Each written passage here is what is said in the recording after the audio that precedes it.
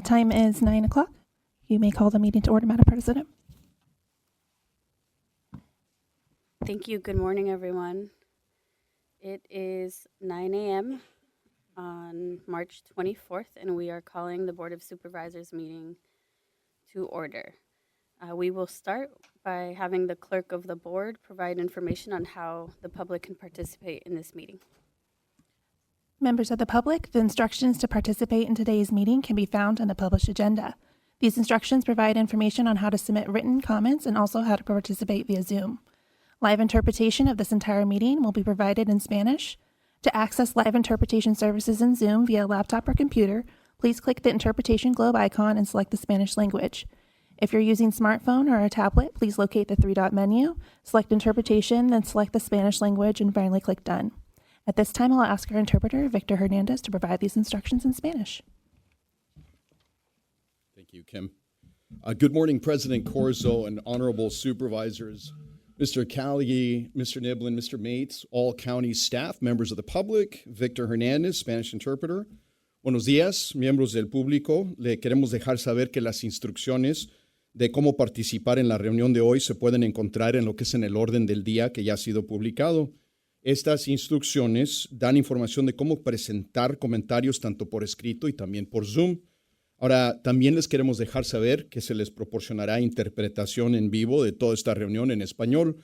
Para acceder a lo que son los servicios de interpretación en vivo por Zoom, ya sea con una computadora o una portátil, usted tendrá que hacer clic en lo que es el icono de un globo terráqueo, es decir, un mundo que aparecerá al fondo de su pantalla, y después seleccione el idioma en español. Ahora, si usted está usando un teléfono inteligente o una tableta, busque lo que es el menú de 3 puntos, seleccione interpretación y luego seleccione el idioma español y por último haga clic en Done o Listo.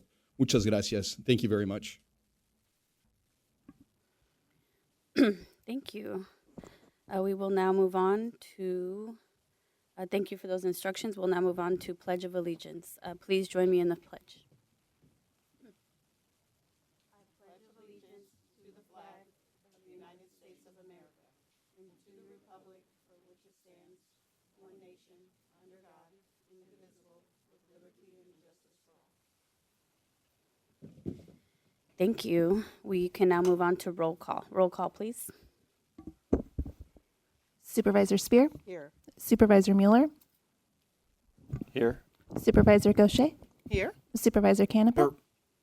President Corzo? Here. All present. Thank you. We are now at the honoring the life of and board member remarks section of the agenda. Do any of my colleagues have comments or anything they'd like to share? Go ahead, please. Thank you. Through the chair, I'd like to acknowledge a centenarian, Petty Officer 3rd Class Albert Frank Sandoval. I want to wish him a very happy belated birthday to Petty Officer 3rd Class Albert Frank Sandoval, who earlier this month celebrated his 100th birthday. Mr. Sandoval is a longtime San Mateo County resident, a World War II veteran, and a proud member of the Navajo Nation. He served our country with honor from 1943 to 1946. For his courageous service, he was awarded the World War II Victory Medal, the Philippine Liberation Medal with a Bronze Service Star, and the Asiatic Pacific Campaign Medal. Mr. Sandoval, thank you for your service. It is truly an honor to celebrate you and this incredible milestone. You represent a generation whose courage and sacrifice will never be forgotten. Thank you. Thank you. Any other comments? Supervisor Spear? Oh, Supervisor Mueller? No? Okay. Sorry, the mics are on. Okay, I have a few comments as well. I'd like to also acknowledge and celebrate Petty Officer Albert Frank Sandoval, and I also wanted to add that we recognize that there has been some really concerning videos circulating that were taken at San Francisco Airport related to potential immigration action. And I just want folks to know that we have checked within our county, and our county had no involvement, although that did take place in the county of San Mateo. It is at the international airport, which, involves San Francisco Police Department. And for anyone that has concerns around traveling at the moment or traveling related to their immigration status, we encourage folks to talk with their attorney to understand their risk, have a safety plan, and also continue to have the rapid response hotline accessible, which is 203-666-4472. And I also want to take a moment to acknowledge that over the past week, 2 weeks, there was some very disturbing news that broke related to Cesar Chavez. And earlier this month, we did adopt a resolution designating March 31st as a paid holiday for county employees. And we'll be working closely with the Office of Racial and Social Justice and other trusted Latine and labor leaders to reconsider changing that for coming years, and still honoring maybe farm workers and that entire movement instead of just a single person from that movement. With that, I will now read the county's land acknowledgement. We honor and affirm the rights of the Ohlone and the other indigenous peoples who call the unceded territories of the San Francisco Bay Area their traditional homeland. We pay respect to the ancestors, elders, and relatives of indigenous peoples for their historic and current contributions to San Mateo County. And we commit to an ongoing effort to bring about healing, inclusivity, and deeper collaborative partnerships. Thank you. With that, we are ready to move on to public comment. This is the portion of the agenda that is set aside for members of the public to comment on matters that are within the subject matter jurisdiction of the Board of Supervisors, but that are not on the agenda for today's meeting. For matters that are listed on the consent agenda and for matters that are set for closed session. We will be keeping public comment to 1 minute. If a speaker goes over time, they'll get a single warning before I will be directing the clerk to cut the mic. And this is to ensure equity of voice for all of our public commenters. With that, let's begin public comment. All right, we have received written comments which were submitted and provided to the president and board members as well as the public website. Reminder for those wanting to speak on items 1 through 9, please hold those comments until the item comes up individually. We'll first take comments from chambers and then comments on Zoom. We have 3 speaker cards. We'll start with Susan Ticolo and then Sharice Petker.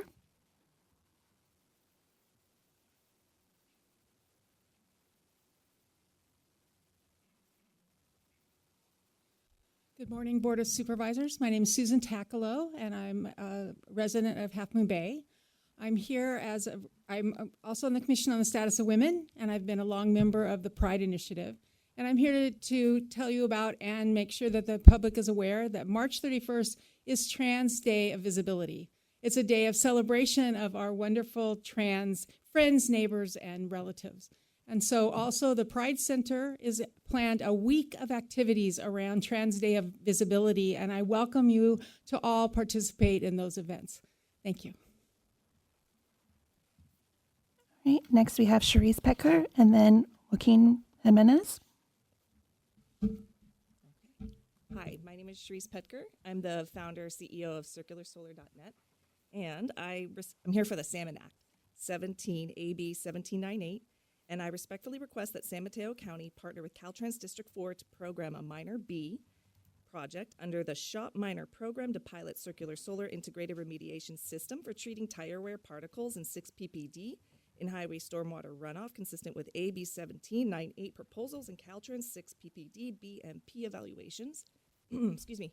Today I brought a copy of a letter which I sent to Senator Becker and Secretary Crowfoot. I also have a copy of a white paper, and I actually have materials with me that are before after of pollution tested very long term by Radius Recycling, by Overwater, and I have a lot of other information online that I would like to request that you please review, but this white paper is really important along with the letter, and I'm going to wait in the auditorium to see if any of the council members would like to see those samples.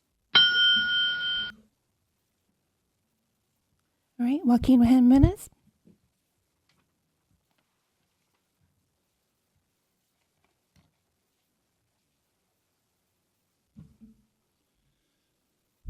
Good morning. My name is Joaquin Jimenez. I am the son of farm workers here in the coast side.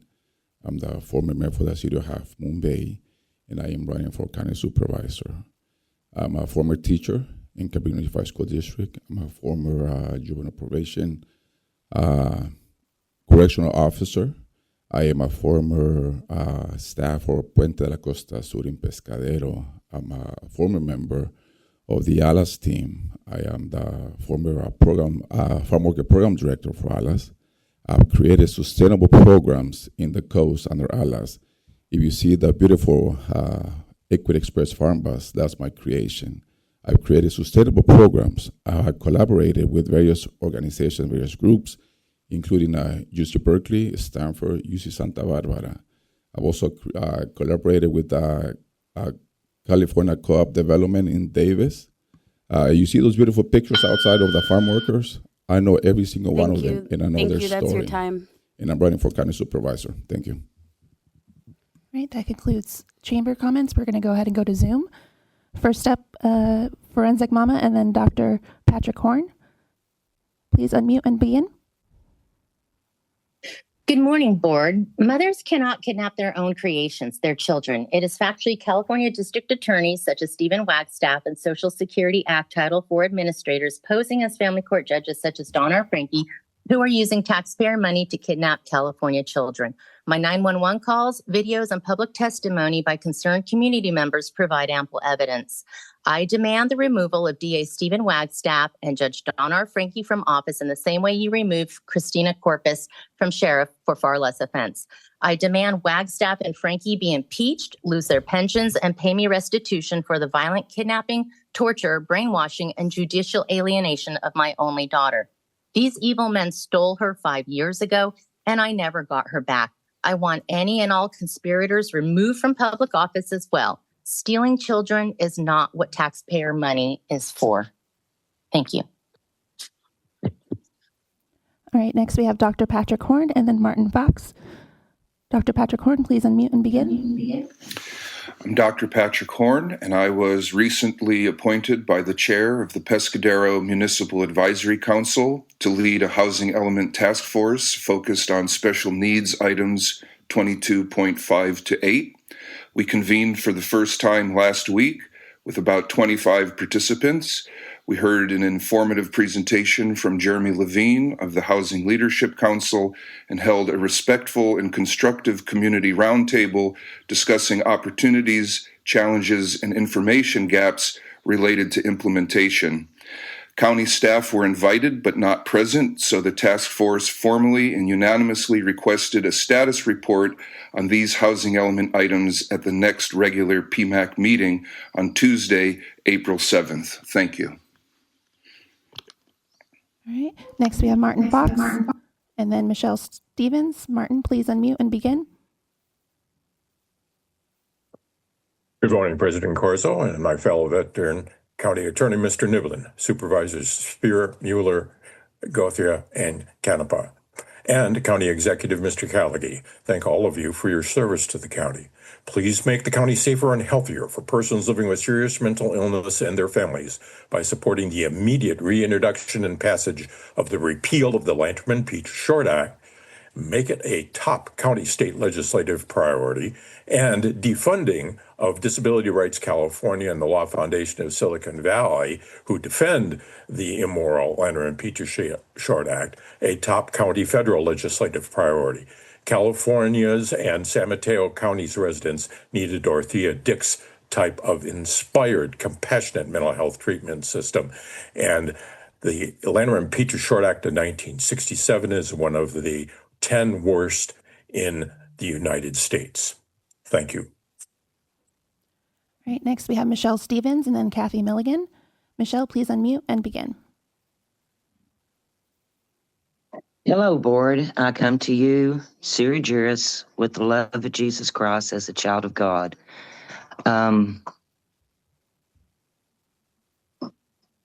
I'm sorry. I had it right here and now I've lost it and I'm wasting my time. Board, I would just like to remind you that as far as the public goes, we the people, we do have the right to address you all in all forms, and over all things. You have put your hand up to an oath and you have swore to be there for the people, for all people. And you made a suggestion on those that are here illegally with the airports. I would suggest that if anyone is here illegally and they're worried about going to the airport, to go ahead and do what has been suggested, turn yourself in and get in line. Thank you for your time. All right, next we have Kathy Milligan and then Eric Menge. Kathy, please go ahead and unmute and begin. Yes, I'd like to address the proposed rehab clinic at 101 El Camino Real. I recognize that there's a meeting tonight, and I'd just like to say to you guys, it's about time. That's something you should have done well before now. It's clear that you all knew in at least October, probably much sooner than that, what this proposed location was going to be, and you didn't reach out to any of your constituents and let them know that this might happen and give us a chance to respond, at least ask questions. There's so many questions about that's going on there, and it's stunning to me that you guys don't care enough about the people that you represent. Please be there tonight, all of you. All right, next we have Eric Menge and then Bruce. Eric, please unmute and begin. Good morning, Board of Supervisors. My name is Eric Menge. I'm a homeowner in Palomar Park. I'm here today to ask for your help as a District 3 constituent. I moved into my home at the end of November, shortly after it rained and the garage flooded. The existing driveway had been deteriorating and no longer channeled water correctly and needed to be replaced, so we hired a contractor. During demolition, a county building inspector stopped work and told us we required a permit. Our contractor had told us this was unnecessary for a simple replacement, but we filed permit BLD 2025-03593. That was nearly 3 months ago. Since then, we submit what the department asked for. They use their 30-day review period, and then they come back with new requests, not a complete list of everything needed, just 1 or 2 items at a time. We provide the information, wait several weeks, and then get another request. At this rate, the driveway replacement is going to take a year. So I'm not asking for a shortcut. I'm just asking for 2 simple things: a complete list of everything needed to get the permit issued all at once, and the department to process it without further unnecessary delay. Thank you. Appreciate the help on this. All right, next we have Bruce and then Sabrina. Bruce, please unmute and begin. Good morning, Board and Chairman. I'd like to pose a simple question grounded in first principles. As public officials, you serve in the capacity of trustees and servants of the people, meaning the authority exercised here is held on behalf of others, not for personal or institutional discretion. In any trust relationship, when a breach occurs, whether through exceeding authority, failing to act within legal bounds, or mismanaging entrusted resources, there are consequences. In private law, a breach of fiduciary duty can result in remedies, removal, or other forms of accountability. So the question becomes, what mechanisms are in place to address a breach of duty in the public context? How is accountability ensured that the trust placed in government is not upheld? Public trust is not abstract, it's real obligation with real consequences. I would encourage the board to reflect on that responsibility as it carries out its duties. Thank you. All right, and finally we have Sabrina. Please unmute and begin. Good morning. I come as one of the people in the peace of love of Jesus Christ, surrogers who hold all political power, declared in the California Constitution, Article 2, Section 1, and the U.S. Constitution's Amendment 9 and 10.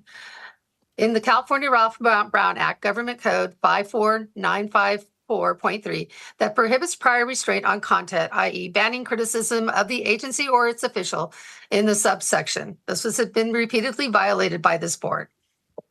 No prior restraint on content, criticism of agency or its officials and trustees and servants. Can you please explain what happens when a breach of contract is committed by this board? Also, as far as with what's happening at the airports and ICE, under U.S. Code Section 13424, any person who encourages or induces an alien to come and enter and reside in the United States, knowing or in the reckless disregard of this fact, and such coming to entry or reside will be in violation of the law and shall be punished as provided. I pray that you will choose to abide by your sworn oaths and uphold the people's That's your God-given time. rights Thank and the you. supreme life of the law. We did have one more hand raised. Okay, we'll take Ann Schneider. Please go ahead and unmute and begin.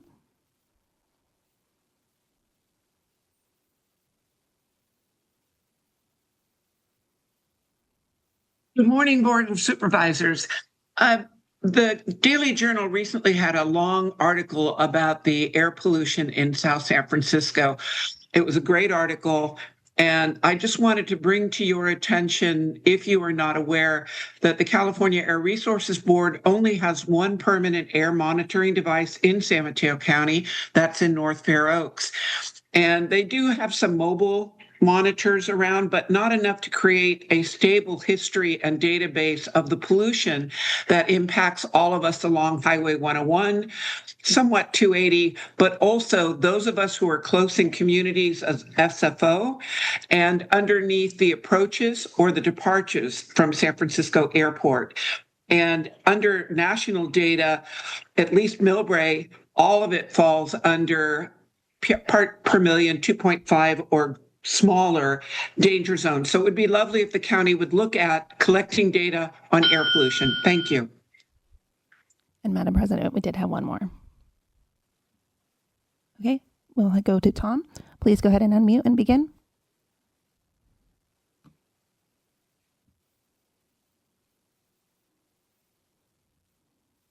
Tom, go ahead and unmute and begin.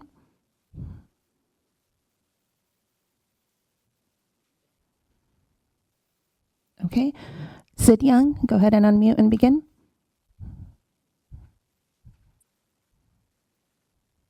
I don't think you called my name right, but that's okay. I'm calling from Moss Beach, and I would just like to say that we still do not have any medical facility out here, such as a hospital or an emergency room. There is a large parcel of land that's available for sale right next to Seton Hospital in Moss Beach.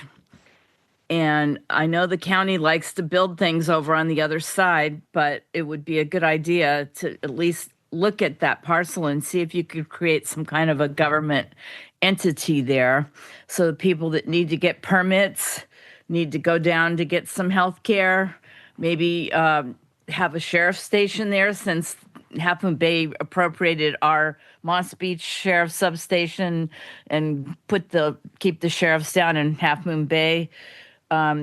It's maybe time to have a little coastside county center down here. So think about it, because we still don't have any kind of health care whatsoever. And I know you're building a big facility on Mission Road down there, and or Thank maybe you, it's El Sid. Camino. That's your time. Thank you.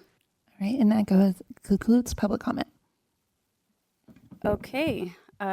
Thank you for your comments. We are bringing it back to the board, and we will now be taking action to set the agenda. Before we do so, I believe staff have requested that we remove 2 items from the agenda to be brought back at a later date, and that those are item 1 and item 28. So before moving forward, would anyone like to make a motion including the removal of those 2 items? So moved. Okay. Second, thank you. Roll call vote, please. Supervisor Spear? Supervisor Mueller? Yes. Supervisor Gaucher? Yes. Supervisor Canepa? Yes. President Corzo? Yes. All right, motion passes to set the agenda and remove items 1 and 28. Thank you so much. With that, we will be moving on to item number 2, which will adopt consideration of adopting a resolution authorizing the imposition of water rates. I'm sorry, actually, that's not correct. Presentation of a proclamation designating March 2026 as Women's History Month and accepting the annual report by the Commission on the Status of Women. And I believe Supervisor Gaucher is sponsoring this item, so take it away, Sue. Thank you. And I would like to say that this is a Women's History Month proclamation, so all women on this board are recognized and should provide comments. When this happens, it would be nice if all three of our names could be on things like this. But good morning. Good morning, colleagues. I'm proud to bring forth the proclamation recognizing March as Women's History Month. As highlighted in the proclamation, women across the county and beyond have shaped our communities through leadership, advocacy, innovation, and care. Their contributions, both seen and unseen, continue to move our county forward.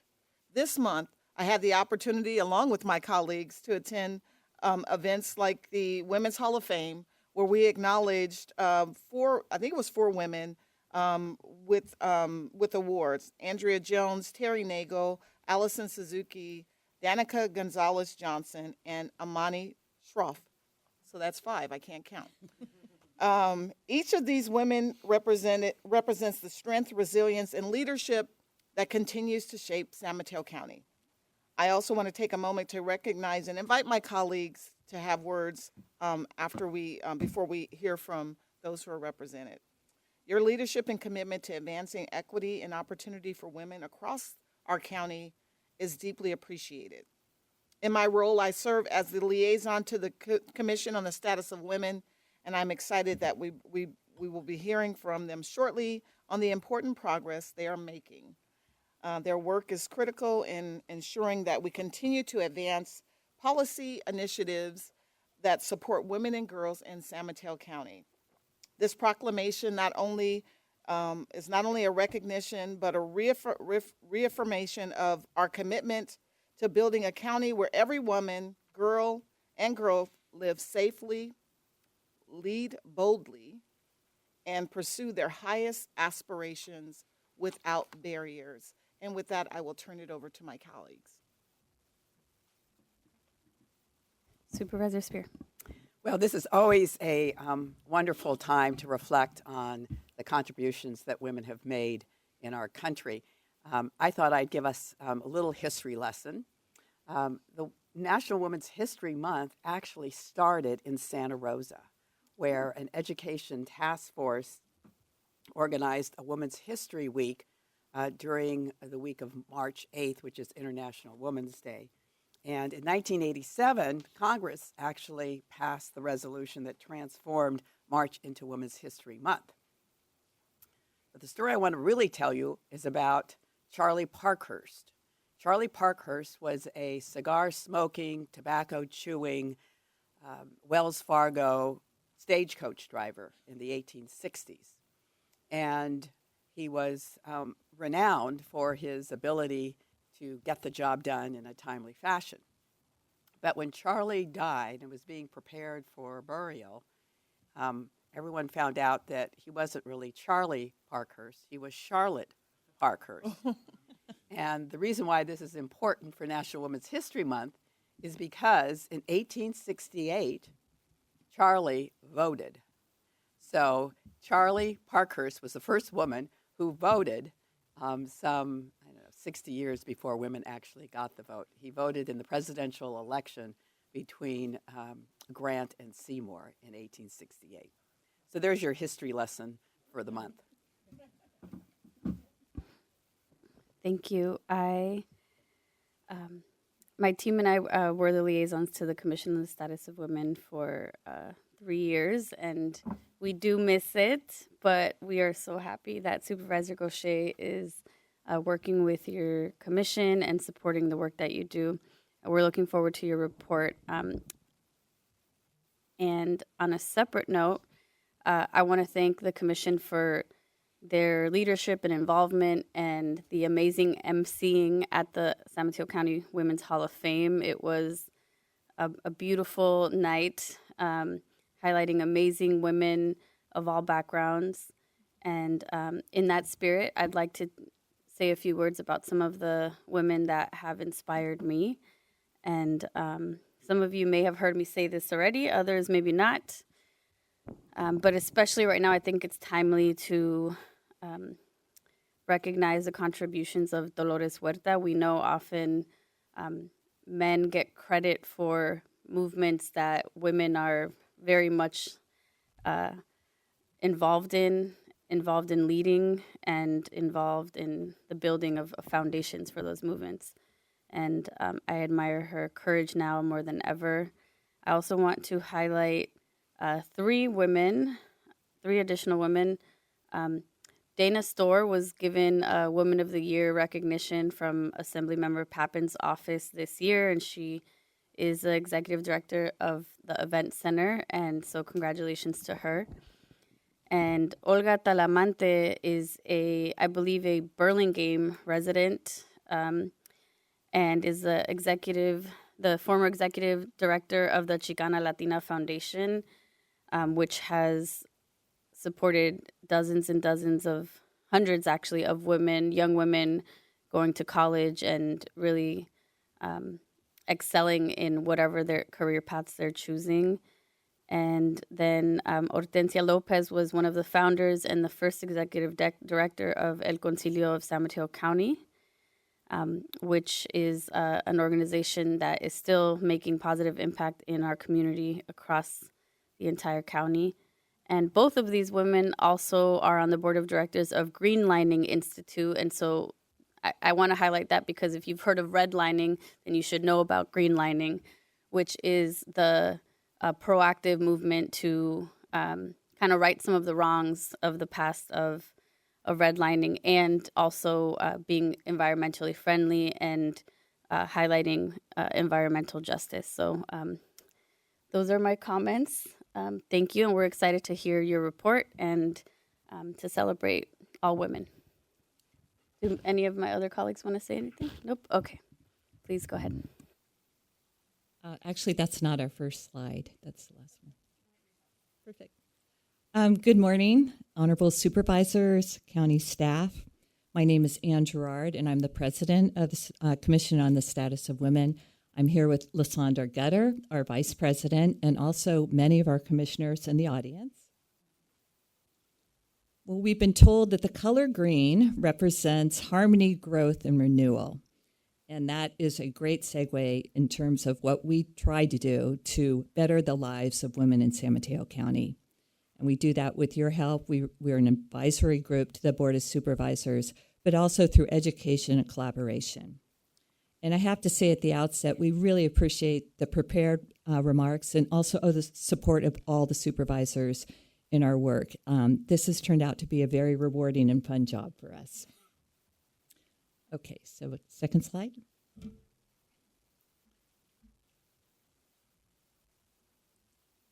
So here's our mission, as I just went over. We can go to the third slide. We're here today to report to you on our accomplishments in 2025 and then give you a preview of 2026. We began 2025 with a retreat, and we took our time to develop a 2-year work plan and divided ourselves up into 2 subcommittees: engagement and communication, and fund the future. And then we really rolled up our sleeves and started doing our initiatives for Fund the Future. We produced several workshops on financial wellness, especially targeted to retirement and CalSavers. We promoted pay equity and planned our outreach to local businesses. We implemented our community action plan and had our first Listen and Learn in Half Moon Bay. We also participated in the Pacific Coast Fog Fest. I'll hand it over to my VP. Well, good morning, board. Thank you for this opportunity to share out some of the highlights from the Commission on the Status of Women's work in 2025. Last March, we were honored to receive the Women's History Month proclamation. During that time, we focused on celebrating and uplifting the voices of women across San Mateo. We were intentional in highlighting diverse voices and creating opportunities for connection, reinforcing the importance of representation for the next generation. One example of this was our participation in the Oye Latinx Conference at Kenyatta College, where the Commission hosted a resource table and contributed to workshops centered on civic engagement. In August, we were again honored to receive the Women's Equality Day proclamation from this board. This moment was especially meaningful as it was paired with the Supervisors panel, Her Voice, Her Power, Her Future, featuring Supervisors Gaucher, Corso, and Spear. The panel created a space for open and engaging conversation around the theme of women and money, allowing the community to connect with each supervisor on a more personal level through shared experiences and personal stories. In October, we successfully launched our first Listen and Learn session as part of a broader effort to deepen community engagement. This session, held in District 3 at the Half Moon Bay Library, provided a welcoming space for women and community members to share their lived experiences, what was working, what needed improvement, and what was not working. What we heard was invaluable and will help to shape the direction of our work moving forward. Across all of these efforts, our goal remains the same: to listen, to uplift, and to ensure that the voices of women and girls in our community are not only heard, but reflected in the work we do. Thank you, and I'll turn it back over to President Gerard. Thank you. All right, next slide, please. All right, we're off and running on 2026. As Lysandra mentioned, we are doing a lot of listen and learns in the districts. We plan to go to every district. We were already in District 5 in February. I want to thank all the supervisors for supporting our Hall of Fame, where we honored 5 women, and it was a glorious evening, and we always love having you there to support us. Last week, we co-sponsored the Women's View Art exhibition in Belmont, and then we hope you'll all mark your calendars. August 25th is going to be our Women's Equality Day event. It'll be in Burlingame this year. We're already planning it. And then finally, I think it's important for you to know that we plan on embarking on another survey. We did one originally in connection with Fund the Future. That was 2024. And a lot's happened since then. And so we want to go back to the women of the county and see how they're doing and make sure that our efforts are correctly directed on priorities. So finally, we'd like to thank all of you. We have enjoyed working with you. We know we have a lot ahead, but your support has been tremendous. And then special thanks to Supervisors Corso and Gaucher for serving as our liaisons. Many thanks. Okay, thank you. With that, is there public comment on this item, please? We have no speaker cards from chambers, so we'll go ahead and go to Zoom for public comment. This is final call for item number 2 for the proclamation of Women's History Month and the annual report from the Commission on the Status of Women. Okay, first we'll start with Forensic Mama. Michelle Stevens and then Forensic Mama. Michelle Stevens, please unmute and begin. Hello, board. I come to you, Suri Juris, as a child of God with the love of Jesus. I do have one question. Well, actually a couple.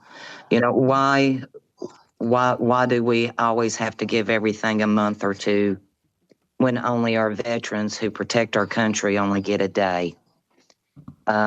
I do support women in advancing their lives in the way that they feel fit. Some women want to be career, some want to stay at home and raise their children. So I think all should be able to be rewarded for their decisions. And I also have another question. Are these biological women, or are these just women who identify as a woman? Thank you for letting me speak. All right, next we have Forensic Mama and then Sabrina. Forensic Mama, please unmute and begin. Please uplift my voice. I've been talking about child stealing from loving fit mothers by public employees. This proclamation feels like gaslighting because it is all of you 3 women who have enabled evil men to hurt, torture, alienate, and take my daughter's mother away. No young girl can grow up whole and healthy under such vile circumstances. Let me remind you that it is Noelia Corso who shut down the Domestic Violence Council because women were showing up to testify how public employees were harming them by stealing their children, homes, assets, and aiding and abetting violent men to hurt them. I have a point of order request that is different from this time. And why are women employed by the taxpayers harming other women and stealing their children? My point of order is that there is a huge picture of the timer, but the speaker's picture on Zoom is very small, so we can't see who's talking very clearly. This is also an ADA request to flip those two images so that the timer is small and the picture of who is speaking can easily be seen by everyone on Zoom and anyone Thank with you. ADA. That's your time. Thank you. All right, next we have Sabrina. Please unmute and begin. I come as one of the people in peace of love of Jesus Christ, who holds all political powers sui juris.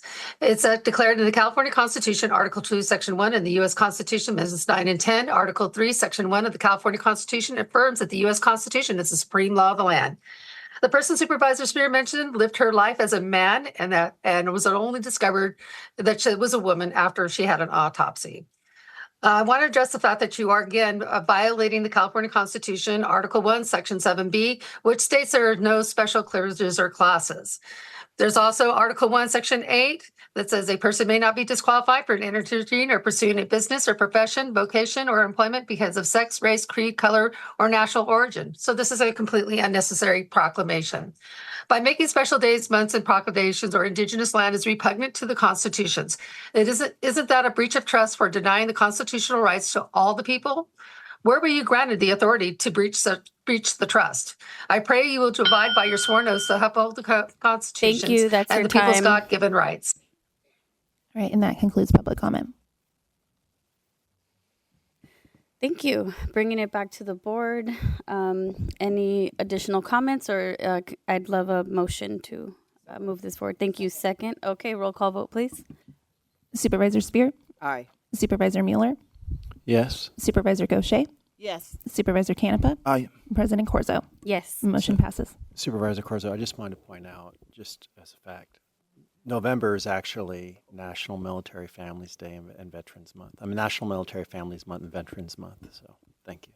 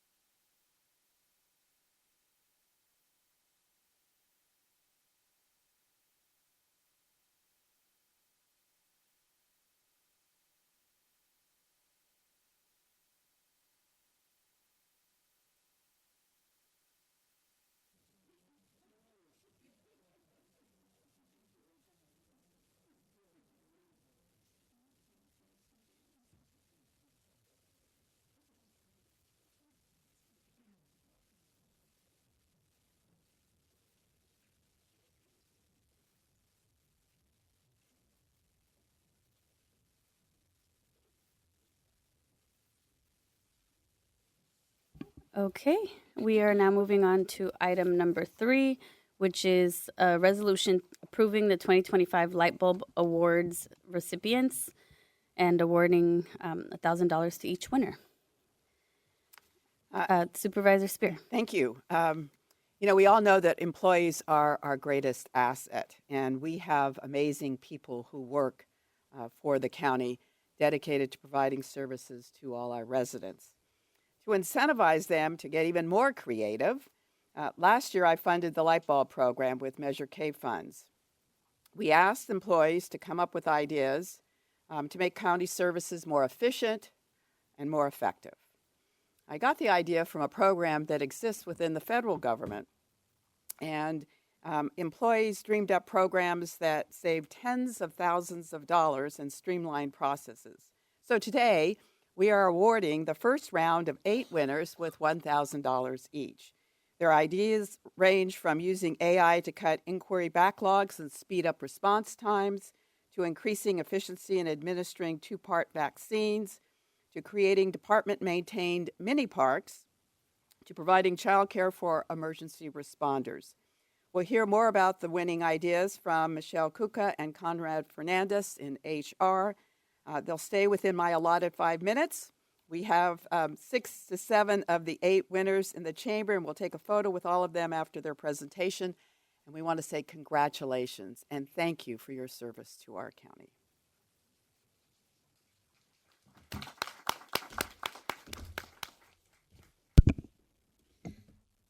Thank you, Supervisor Spear and all of the honorable board members for your support of our amazing county employees. We do have some of our greatest ideas on efficiencies, improving operations, and improving services to the community from the direct line staff members who are doing the work day in and day out. So this is a fantastic program, and we are excited to support the 8 winners for today. I'm going to turn it over to Conrad Fernandez, Deputy Director of Human Resources, to give just a high-level overview of the 8 winning ideas. Thank you, Michelle. Good morning. So in terms of the program, we had 64 entries, and after much deliberation, the review panel selected these following 8 winners. The first is Baiche Buxton from Housing, who proposed an AI solution that combines smart intake for classification and routing, AI-assisted bilingual draft responses, and a curated information library. A second winner is Carrie Guttard, who recommends partnering with local high schools to create a disaster service corps of trained youth who can then provide trauma-informed childcare during EOC activations, disasters, and extended training exercises.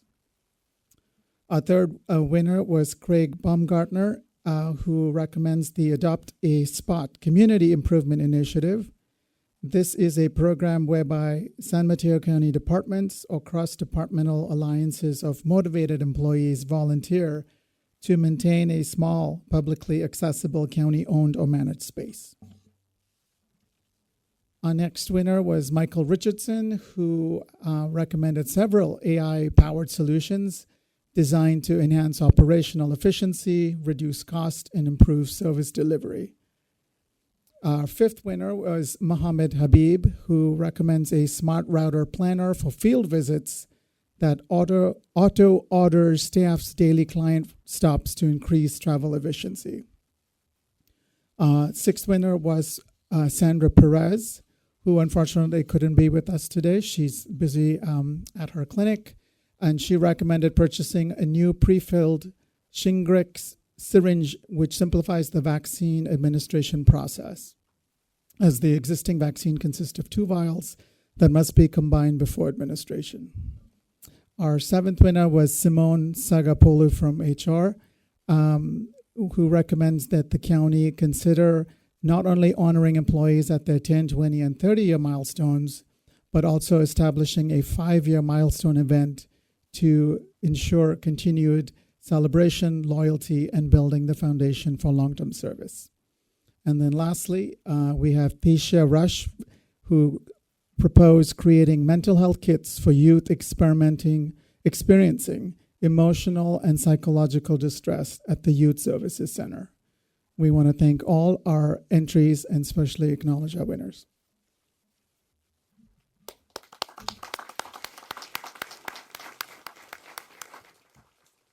So are we going to ask them to come up so we can take a picture? Okay. Oh, do we need to approve anything on this? I believe we do. So thank you so much. Does the board have any additional comments before we move to public comment and then take the motion? Thank you. I'd also like to thank everyone for their suggestions and their entries into this contest. And, you know, these are the ones that got awarded, but I'm sure there was lots of improvements and suggestions that should be considered, even for the ones that weren't approved. But for these, I'm really grateful to see that there's just like a huge like variety of needs that are being met, anywhere from adopt a spot to supporting the needs of folks of young people in the youth services center. It makes me feel proud. So Supervisor Canepa. Great, thank you so much. First of all, I just really want to thank all the awardees. I mean, innovation and ingenuity are so vitally important for a progression of an organization our size. I want to give a special shout out to someone who works especially hard, and that's if you could stand Michael Richardson. Michael Richardson has been on my staff. I've known Mike for about 30 years, but someone who really is a true public servant, someone who works extraordinarily hard, and really someone who exemplifies what it means to be creative and thinking out of the box. So congratulations, Mike. Okay, thank you. Supervisor Spear. One last thought. These were great ideas, and I hope that through the county executive, we will look at the opportunities we might have to implement as many of them as possible. Thank you. Okay, public comment, please. All right, we do not have any public comments from chambers, but we do go ahead and go to Zoom. I will turn it over to my colleague, Sherry. Thank you. At this time, we do have 4 hands raised. Forensic Mama, followed by Sabrina. Forensic Mama, please unmute and begin. This is tone deaf. Public employees are very well paid. They have large salaries, pensions, health care, and more benefits. I should know. I was one of them. I would never dream of taking more money from the public taxpayer who currently faces homelessness, food scarcity, inflation, exorbitant gas fees, and more.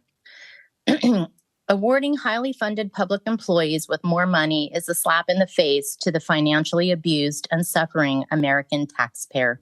Measure K looks to me to be a Board of Supervisors slush fund. Thank you. Thank you. Sabrina, followed by Michelle Stevens. Sabrina, please unmute and begin. Thank you. I come as one of the people in the priest of love of Jesus Christ, as Surrey jurist who holds all political power. I want to second Forensic Mama's her statement as, well, why are we giving bonuses for people to do their jobs? You've already paid it. And also, too, are they falling within the confines of the Constitution? I hope you are not planning on making more regulations for people, because as you do not have that grant of authority. The Constitution is your social contract.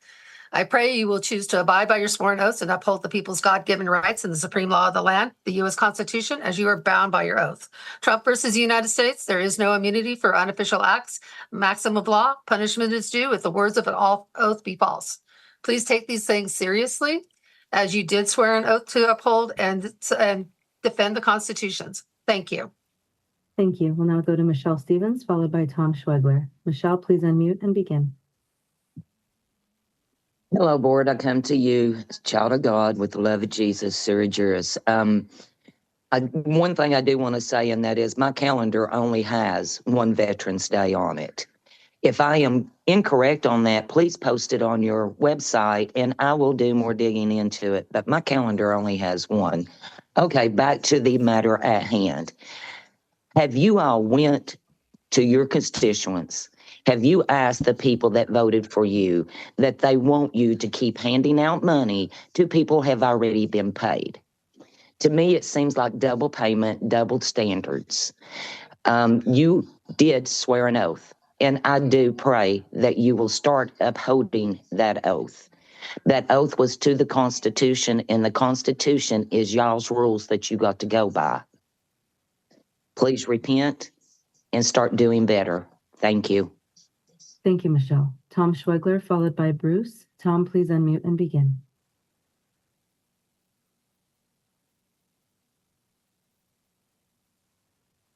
Tom, your microphone is on, but it's not jumping. Tom, there's still no sound. I'll come back to you after you give that another try. We'll go to Bruce. Bruce, please unmute and begin. Yes, Board, thank you. I'd like to speak briefly on fiduciary responsibilities, specifically the duties of care and loyalty owed to the public. In a fiduciary relationship, the duty of care requires informed, deliberate decision-making, not simply reliance on recommendation, but active oversight and understanding of the consequences of each action. Bruce, if you The could please duty of speak to the loyalty item. requires, yes, that decisions be made solely in the interest of those being served. In this case, residents, taxpayers of this county. That means avoiding not only actual conflicts, but also structures or processes that could give the appearance of divided priorities.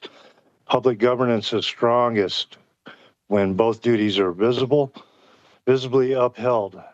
When decisions are careful, transparent, clearly aligned with the interests of the public, I would encourage the board to continue exercising both duties with clarity and discipline as Thank it you, Bruce. That's your conducts time. its works. Thank you. Thank you. We'll now go and try Tom one more time. Tom Schwegler, please unmute and begin.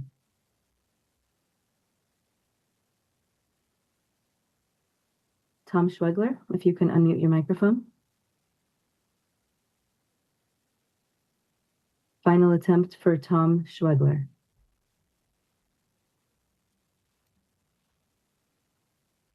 Madam President, there's no response from Tom. And that was our last speaker, so I defer to you. Okay, I believe that concludes public comment. Before we move on to our final thoughts before receiving a motion, I just want to say I see a lot of new faces in the audience today, so I just want to acknowledge that the First Amendment does exist. This is a public meeting, and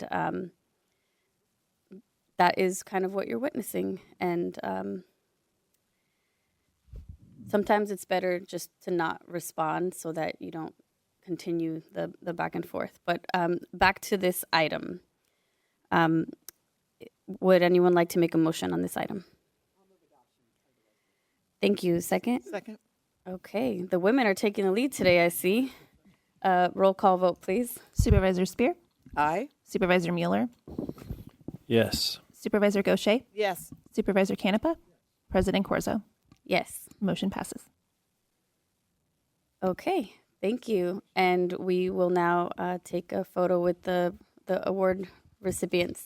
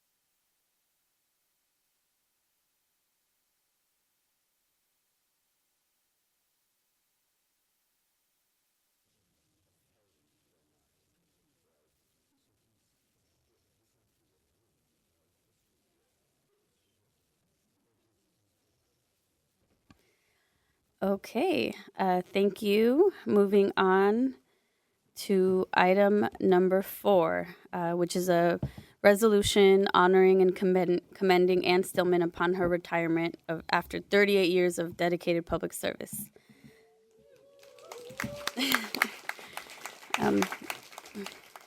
This item is sponsored by Vice President Mueller and I, and Ann, take it away.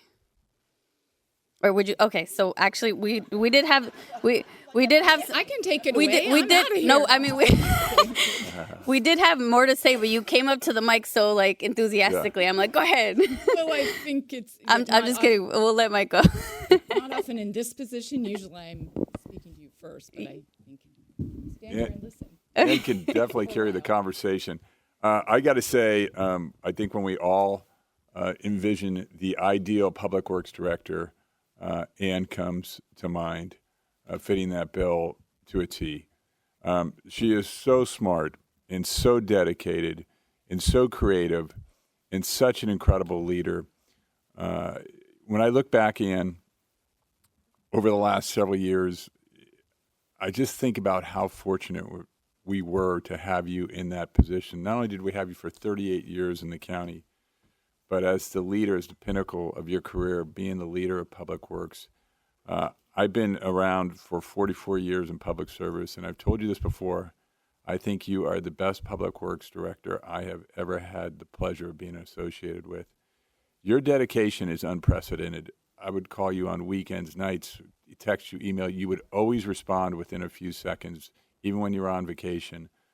You always had the right, thoughtful answer. You always put people first. And you listened. You would go out into the community and you would listen to people. And you were so humble about everything that you have done. We're just so lucky to have you. You've been such a great leader in the department and inspiring to your coworkers. And I know how you think about the department and the folks that you have come up with in the organization and who work for you. And I know your dad was a public works director. And I can only imagine how proud he would be to see you here today, ending your career at the very, very top and setting an example for all future public works directors. So congratulations. Thank you for so much time here with the county. You are going to be greatly missed. Thank you, Ann. Thank you, Mike.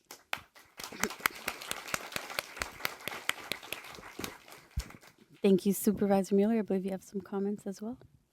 Yeah, and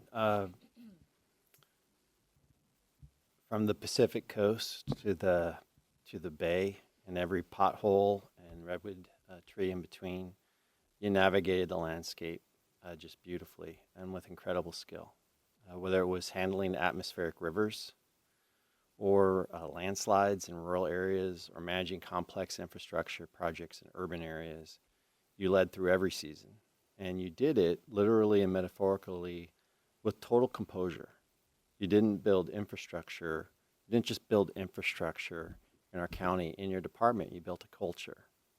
And I remember when I first started serving the district, and I would talk to residents who lived on roads that were county roads, as opposed to non-county roads or state highways, and how much the residents valued the fact they were on a county road and that they had the county crews maintaining those systems for them.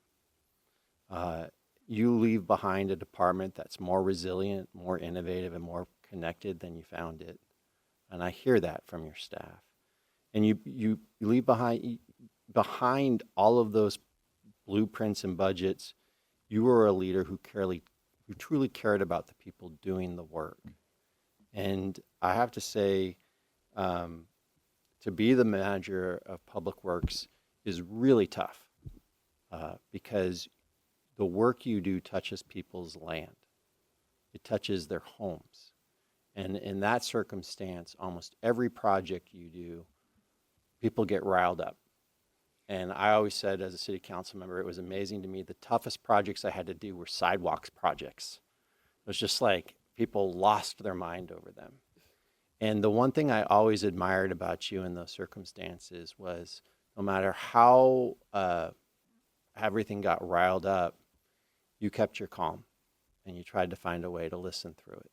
And it's a big county, and I know that with limited resources for all of those different projects, and you always had to try to figure out what to prioritize that moved the needle first for them for all of those public health and safety reasons. And I'm just incredibly grateful to you on behalf of the residents in my district. Thank you. Thank you very much. And I want to name that as a woman and a director of public works, I would imagine that's not something you see often, but it's given me a lot of pride to see you lead a department that has a lot of folks doing the work on a day-to-day basis that I think a lot of folks would consider like blue-collar working class employees who do work at times that goes unseen and unrecognized. I think Supervisor Mueller did a great job of making that really tangible for people. But it's been really clear to me, just in interacting with you and your team, that capital projects and your department and the work that it does, it's way more complicated than a lot of us can understand. And so I am grateful for the moments in which you have said, hey, actually, let me explain to you why this has impacts that you're not understanding, right? And we've done that. We did that across many, many months leading up to the PLA. We also have done that when, we call you and we're like, there's this project, it's in the queue. Where is it? Why isn't it moving forward faster? And it's like, there's actually a lot of work that your department handles, and the way that you prioritize what's most important and you delegate that work in a way that balances the urgency of the needs of the community, but also the capacity of your team and safety, right? I think your department especially is very related to safety in our community and safety for our employees in every single other department. So thank you for leading your department with so much knowledge and passion and mutual respect, and really doing that every single day and making sure folks know that you and your department deserve that respect. I have really, really enjoyed, even from folks from your department that are helping us with day-to-day things. They're so friendly and warm and happy to do their jobs, and I think that speaks to your leadership. So thank you so much for that, and I will now pass it over to my colleagues on the dais if there's any additional comments. Thank you. Supervisor Spear? Thank you. So 38 years, really remarkable. From an extra help senior engineering aide right out of college to running the department is an incredible trajectory. I think what I have loved just watching you do is not flinch. In the last year, there was a case in my part of the county where, a cranky resident just didn't want to follow the law. And you kept your cool, but you also made it very clear that the law is the law. So I have great respect for the way you have done your job, and really appreciate the fact that you're unflappable, even when dealing with a Crystal Springs dam replacement that I know was daunting. But I think you represent all that is good in the term public servant. So we thank you for your dedication, for the long hours I know you've put in for all these many years. And I understand there's a great story that you can tell us about eating peanut butter and jelly sandwiches for lunch. And I thought you should share that with us. Did you want to hear that now? Well, I think it's been my tendency for years now is that I make whole wheat bread in my bread machine that my brother gave me, and I cut off a slice of it every day to pack in my lunch so that I can have peanut butter and jelly, so half a sandwich, and my fruit. It's nice because you can eat that with one hand and mouse with the other and try to get through your emails. And then maybe if you can get out for a little bit of a walk to sort of breathe a little bit and refresh before you face the rest of your day. I think the question has been, how much peanut butter do I need in my retirement? Maybe not so much. We shall see. But it's a great staple. I can never count on being able to get away from my desk at lunch, because on the days if I don't bring a lunch, something comes up. And you don't want to be hungry and trying to work on things and be patient. Thank you. Thank you, Ann. Thank you. Hot take. Mike Callaghy also loves a good peanut butter and jelly sandwich. Supervisor Canepa. Great. And I just really want to thank you for your professionalism. When we moved forward, MTC provided a grant for about $3.4 million. There was an issue at Garden Grove School. In fact, there was a child who got hit there. Once you were given that assignment and that project, you're really able to execute.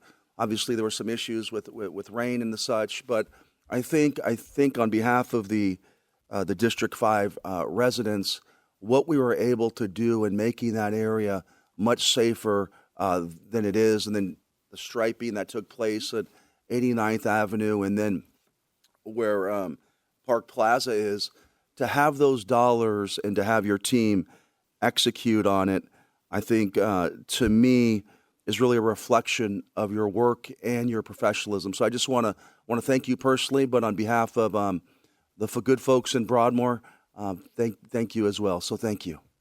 Thank you very much. Thank you, Supervisor Gaucher. Yes, congratulations, Ann, on 38 years of incredible service, especially during Women's History Month. This is especially meaningful to recognize that you broke barriers. Just think about that. One of the first female engineers in the Department of Public Works, helping pave the way in a field that was dominated by men. You built lasting projects, led with collaboration and care, and made an impact that can be seen not only across roads and families, but also in the many people you've mentored. Since I've been here a little over a year, I've watched you come with me lockstep in East Palo Alto to make sure that county center building, or that building was taken care of with Tori. And when I think about your work, it is really countywide. Your team you have your hands in so many projects at one time, and able to orchestrate that work says a lot. And the fact that you're still working with us to make sure that we're taking care of our residents at Coleman and Ringwood, a project that has not been settled yet, but we continue to try to help the residents, mean a lot. So again, congratulations. You will be missed. But I just appreciate you answering the phone calls. I know we talked on the phone when I was driving the other day to ensure that I was ready for something that would have been on the agenda today. Thank you for your leadership. Thank you for caring. And thank you for leading this county. Thank you very much. Okay, thank you for that. Go ahead, take the mic, Ann. Oh, there we go. Yes, because normally I walk up and present to you. This is a little bit different. Thank you so much for all of your very kind, thoughtful, helpful comments. I don't really like the public spotlight. In Public Works, I want to get things done. Just get it done. But I'm having to train myself to embrace this. Think about it that way in terms of it. And it is getting real because my last day will be Monday next week. And I think for me too, part of my journey is just starting to realize how long should I work, because the work is always interesting, exciting, keeps you busy. The department is fantastic to work with and work for. And so anyway, those are some of my thoughts. I'm just going to real quick tell you some of the other things going through my head is that I think Supervisor Spear, you mentioned it, my career, I never thought when I began working here as a senior engineering aide extra help, I would be standing here today.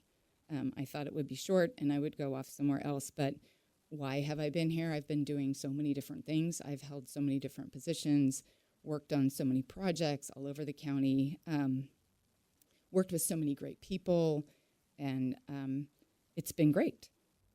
I've also had a career and a family, which is pretty awesome too, to be able to accomplish too. And it is true, because some of your comments related to what Public Works does. We do a lot. I think Supervisor Mueller were talking about the limits. Yes, from the north to the south, to the bay, to the coast. We do a lot. We have a lot of internal customers. We have a lot of external customers. And every position I've held when it's been a promotion, I feel like I talk about it as like a lens on a camera. You know, my lens just continues to widen. And I love connecting dots. I love strategizing. I love to solve problems. And definitely in my current position, I'm in a place where I get to work on a lot of those sorts of things. And then just some thanks and recognition. I mean, appreciation for the board for all of the work that you've done and all of the support that you've given to our department. When I think about the support of the board, I mean, it starts also with our budget and approving our budget, but then with some of our larger initiatives or items, being able to present and have the board approve those so we can continue our important work is part of what I take seriously, and I do that in terms of the best I can to present to you, because I have the department behind me, and it's their work we need to move forward. So doing the best job I can will help facilitate their work. Also just want to recognize the county executive team. So I really appreciate all of your help, your guidance, working through tough issues with me, listening to me, even when sometimes I go into some of the details to help you understand that it is a lot more to some of our work in terms of getting it done. The details do really matter. So I really appreciate that support over the years. Just county attorney's office, I like to think that we don't need you very often. Sometimes we do. And when we do need your help, I really appreciate that, especially John, you and your team, and Brian Wong has been a constant with us for so many years. And the fact that his dad was an engineer and we can sort of nerd out on some of the engineering stuff is really fun, but he also understands our business. So I really appreciate that too. Family. I'm really thankful for, again, my work and my family. My family, believe it or not, they have to listen to me talk about many things that relate to work. And even when we think we should be out enjoying something, we may drive by a project, and it reminds me of the work, the effort, or maybe specific voices in the public that were difficult to work through. So I really appreciate them being interested, I hope, in some of what I talk about. And also, my husband has done a lot. As my career has advanced, his support for me and ensuring that I am okay or taken care of has just increased immensely. And I couldn't do all of this and commit as much as I really do to work without his support. So I really appreciate that too. And then our DPW team. We are a big team. And I really appreciate at the executive team level, the deputy directors that we have. The work they do in their divisions, the work they do to help support their staff, to help support me and our department in terms of moving our work forward is fantastic. And most of them are here today, so that's fantastic. Also, Gina Louise helps me so much with my calendar, keeping me on track, reminding me of things that are really in the future that I need to make sure I get to, because I can get consumed with meetings and work. So that help has been enormous to me. And then just lastly to our DPW team. I believe we work hard, we collaborate, work as a team, have fantastic expertise in the work that people do, respond to emergencies, because we do. We respond whether it's a building situation or whether it's out on the roads. They just do so much. And I'm really proud of all the work that they do.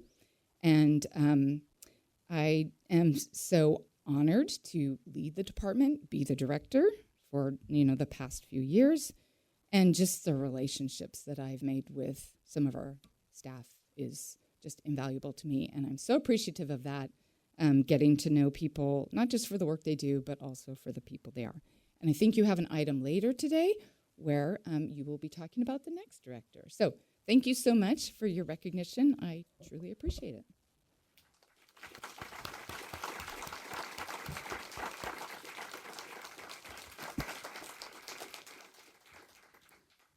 Thank you, Anne. We will now move on to public comment. All right, thank you, Madam President. We'll be taking public comment on item number 4, which is a resolution honoring Ann Stillman upon her retirement. I don't have any speaker cards for chambers, so we will be taking comments from Zoom. I'll turn it over to my colleague, Sherry. Thank you. We do have 2 hands raised in Zoom for honoring Ann Stillman. We'll start with Forensic Mama, followed by Sabrina. Forensic Mama, please unmute and begin. Congratulations, Anne, on your retirement. My taxes will fund your pension, while at the same time, as you have heard in this room, your coworkers, other public employees, have behaved dishonorably, stealing from women, their children, their homes, and their assets, and their pensions. I will think of you as I struggle to pay my taxes while barely being able to survive right now because of San Mateo County public employees. I have to ask the board, why are women like Anne being put on pedestals while at the same time San Mateo County mothers are being destroyed? Thank you. We will now go to Sabrina. Sabrina, please unmute and begin. Thank you. I come in the peace and love of Jesus Christ as one of the people, surrogers, who hold all political power. I pray this public servant has truly upheld her oath to the Constitution and served the public good to set the model for others to follow. I encourage the board to exercise both duties with clarity and discipline as it conducts its work and avoid a breach of the trust you instilled in you by the people. I would also encourage Supervisor Koza to listen to the people and not ignore us, as you just stated on the record. It is your job as a public servant and duly elected official. The California Ralph Act. Thank you. Can you please speak to the item, Sabrina? I am. I reclaim my time. It says that it prohibits the restraint or banning or criticism of this agencies or officials. You are violating that act right now, that section. The people do not yield their sovereignty to the agencies which serve them. In the maximum law, the main object of government is the protection and preservation of personal rights, property, public liberties, and upholding the law of God. Please honor your oaths and your positions. Thank you. Thank you. That concludes public comment, Madam President.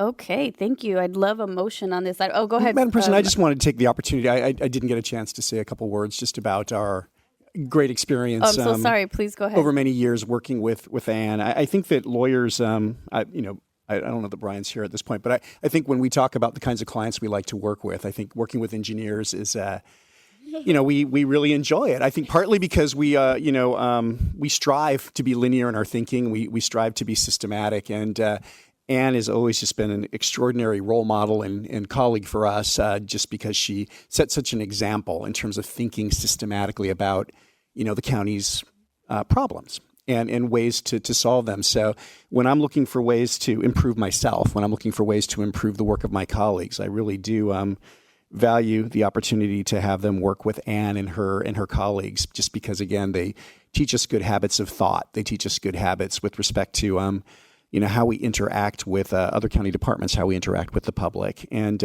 Ann's just been a great role model, again, for me and for my colleagues as we think about how we go about doing public service. So I want to just take the opportunity to just wish you good luck, Ann, and let you know how much we admire and value you and the example you've set for us. Thank you, John. Thank you. So I heard engineers over elected officials. I'm just kidding. But thank you for helping us end on a positive note there. I'd love to entertain a motion on this item. I'll move the resolution. Okay, we have a motion and second. Roll call vote, please. Supervisor Spear? Aye. Supervisor Mueller? Yes. Supervisor Gaucher? Yes. Supervisor Canepa? Aye. President Corzo? Yes. Motion passes. Congratulations, Ann. Thank you. Ann, come back. Ann.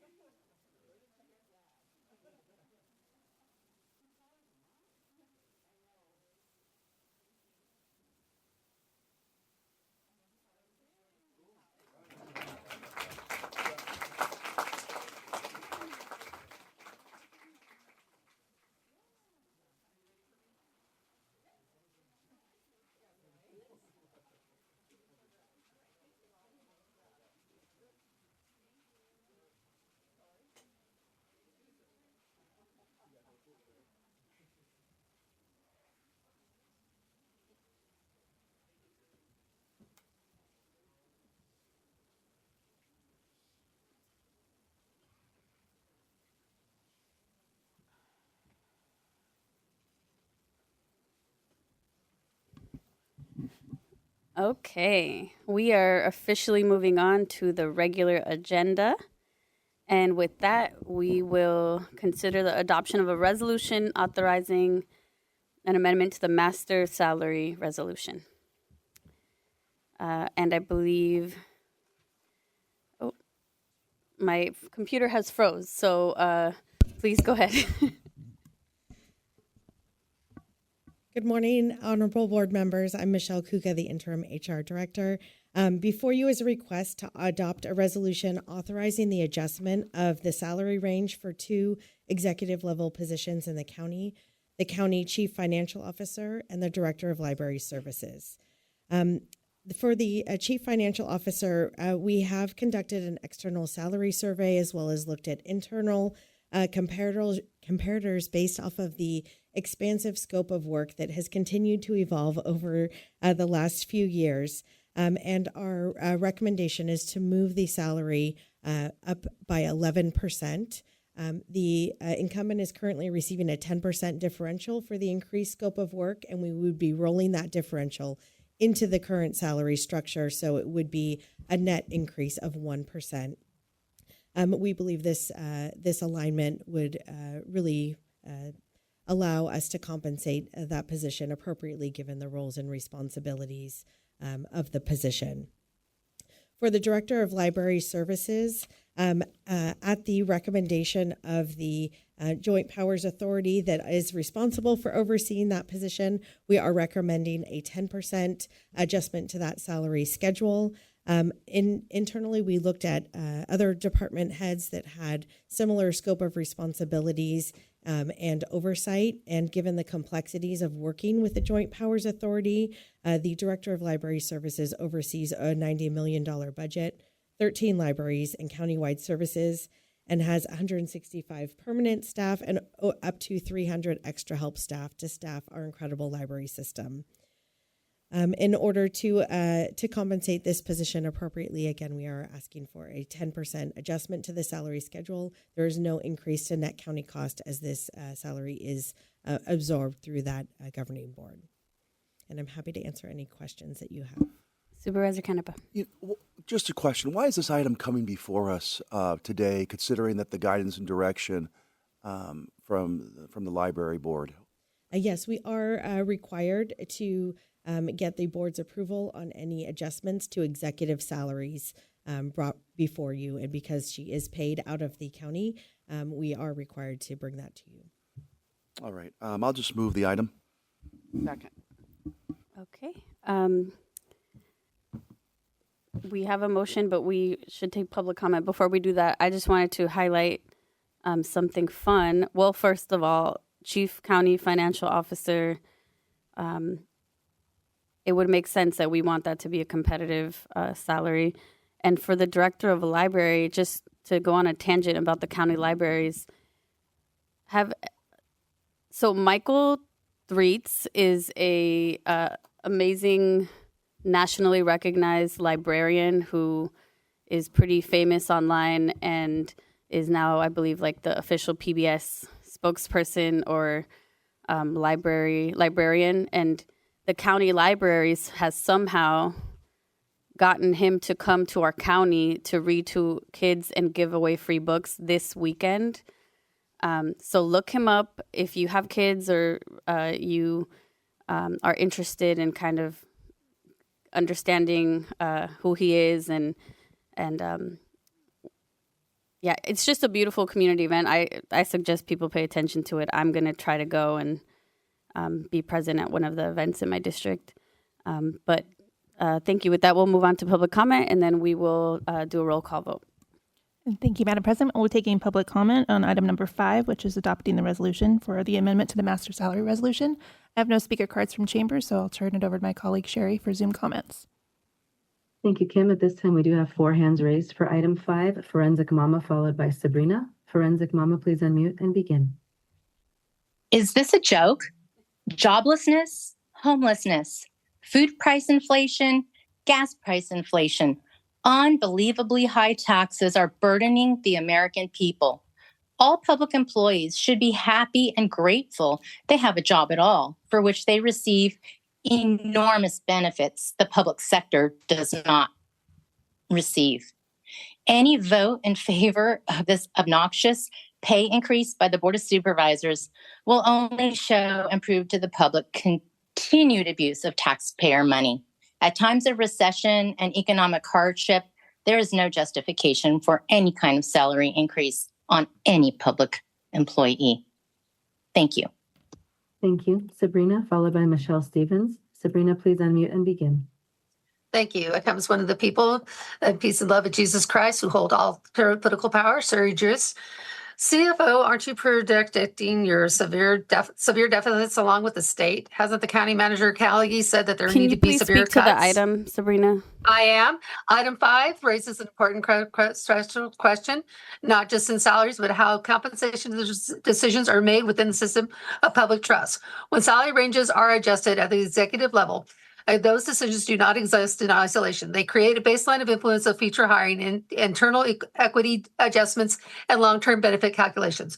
From fiduciary standpoint, it means that this board is not just approving a number today. It is shaping a financial trajectory of that PAC payers will carry over time. The maximum law tells us where rights are equal, the law must be equal. This principle applies here. Fairness must be extended with only the organizations, but to the public who funds it. So the question is not whether the adjustment can be justified, but whether it's sustainable, necessary, or aligned with long-term interests of the people. Because the public servants must remain anchored in That's your responsibility, time. not structured in the way that spans obligation on. Okay, Madam President has, thank you, Sabrina. We'll now go to Michelle Stevens, followed by Bruce. Michelle, please unmute and begin. Hello, Board. I come to you as a child of God with the love of Jesus Christ, and I do hope that you will allow me to have my constitutional right to address this board. I will talk as fast as I can, but I do have the right to complete my thought. I want to speak briefly on the duties, specifically the duty of restraint in public office. The authority to set compensation is a delegate power. And like all delegated powers, it must be exercised carefully and within clear limits. The maximum law states a delegated authority cannot be enlarged beyond its lawful bounds. That means decisions like this should be guided not only by internal considerations, but by constitutional principles of stewardship and accountability. Every increase approved today becomes part of a long-term obligation, often tied to a retirement system that extended decades into the future. That's where fiduciary duty becomes real, because those obligations do not belong to the That's your board. time. They belong to the taxpayers. Thank you, Michelle. President has called your time. We'll now go to Bruce. Bruce, please unmute and begin. Chair and members, thank you. Item 5 is not just a compensation adjustment. It is a decision that carries long-term financial consequences for the public. When executive salary ranges are increased, those decisions flow directly into pension calculations, benefit structures, future obligations that extend far beyond today's vote. The maximum law reminds us, he who takes the benefit must bear the burden. But in government, that burden is often shifted not to the decision makers, but to the taxpayers. That is where fiduciary duty must be taken seriously, because the authority you exercise here is not your own. It is held in trust for the people. And that trust requires restraint, it requires discipline, and it requires an honest evaluation of whether these decisions are necessary, sustainable, and aligned with public interest. Because public service is not a pathway to what many have come to call a golden benefit structures built on taxpayers' back, it is the duty to safeguard. Thank you, Bruce. The duty That's your to time. safeguard the resources of the people. Thank you, Bruce. The president has called your time, and that concludes public comment.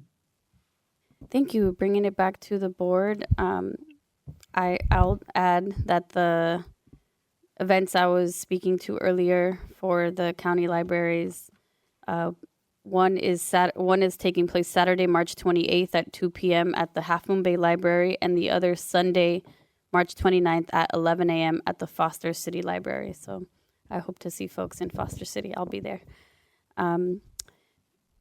Roll call vote, please. Supervisor Spear?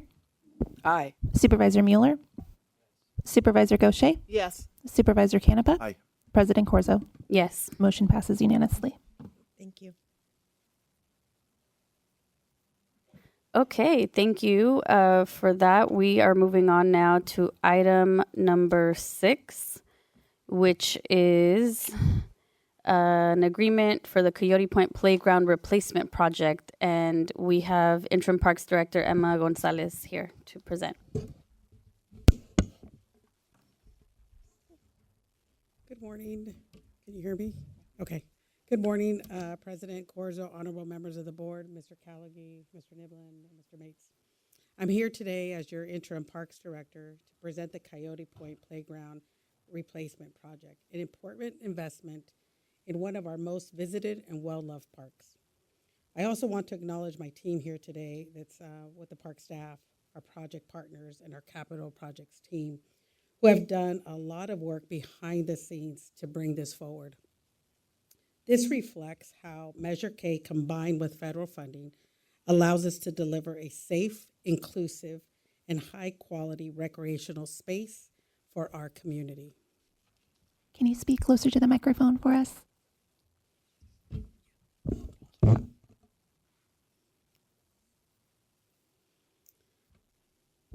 And just as important as what we're building is how it's shaped through community input and experience. We've already incorporated more than 450 community members into the design and their input. We'll continue to engage this spring as we refine the final plan. And as part of that, we'll bring forward 2 design concepts and getting community input before designing the final product. We're planning on a focused engagement period from April 8th through the 22nd, supported by public news releases, outreach through our website, social media, and other amenities to get really engaged in our community. The survey will be available in both English and Spanish, and we're expanding distribution through local schools, the park network, community-based organizations. We're also building on the outreach methods that have worked very well in the past, which includes paper survey through Homework Central and partnerships like organizations like El Concilio. The goal is to make it easy for people to participate so that the final design really reflects what the community wants and needs. This is about creating a welcoming, family-focused space where people see themselves reflected and want to return. With that, let me walk you through what we will be delivering. The project will deliver a new inclusive playground designed for all children of all ages. It features a multi-level adventure play experience with a vibrant seaside-inspired setting, along with seating, shade, and gathering spaces for families. The design ensures everyone is welcomed, supported, and able to participate, with improved access and circulation throughout the site so people can use the space in different ways, whether you're alone or in a group setting. You'll see the elements that reflect what we've heard from community, including more climbing, rope play, ground level, sensory features, and shaded areas for families. Overall, the space will include a wide range of play features. Somewhere between 25 to 30 play features will be incorporated in this play area. And it's really designed to support all ages and all types of play. We're also planning to keep the dragons as a focal point while adding new features like the inclusive zip line. It's more than just about a playground. It's about a destination experience designed to bring families together and create a space where everyone feels welcomed and can participate. To give you a sense of what it looks like here are some of the concepts that we received early on in community input. These are just some of the examples of the features and experience we're exploring. They show the kind of inclusive, engaging, and family-centered environment that we want to create. And we will bring these ideas back to community to get the input and before we go to final design. This product reflects the kind of investment we need across our park system, not just to maintain what we have, but to create more welcoming, inclusive spaces for families across San Mateo County. Bringing this vision to life takes thoughtful investment, and that's where Measure K comes in. This project is funded through a combination of Measure K and federal funding, showing how local dollars bring bringing to use to a high delivery, high quality improvements. We are using a design build approach, which allows us to be more cost efficient process, better coordination, and more certainty about how Measure K plays a key role, allowing us to reinvest in aging infrastructure like this playground, while also supporting the day-to-day operation, maintenance, and improvements across the system that serves millions of visitors a day. With nearly 3 million visitors annually, we have responsibility to keep the park safe, accessible, and reflective of what the community deserves. We are coordinating and continuing to look across the entire system to prioritize investments based on safety, condition, and overall use. And we are committed to being transparent how we use Measure K funds as well. Next, I'll walk you through the project timeline.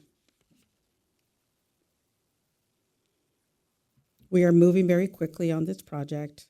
Community engagement begins in April, with the final design and the construction to start shortly thereafter. We are targeting a completion date by the end of the year, should weather be permitted as well. Throughout this process, we'll keep the public informed with clear, consistent communication. As we move through the construction, we'll also be mindful of how this impacts our visitors. So let me walk you through that as well and what that would look like. Coyote Point will remain open during construction with temporary adjustments to ensure safety and continued access. The majority of the park will remain open, including picnic areas, trails, the marina, waterfront access, the promenade, and some reduced parking near the project. Overall, the park has over 1,000 parking spaces. And even with the temporary closure, we'll still have over 900 parking spaces that will remain available. The primary closure will be Magic Mountain Playground along the nearby picnic sites, and approximately 66 parking stalls will be impacted. We know this is a high-use area, so clear and consistent communication is and will remain our priority.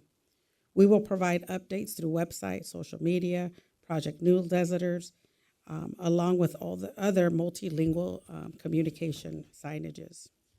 Our goal is to minimize disruption while keeping the park accessible and enjoyable.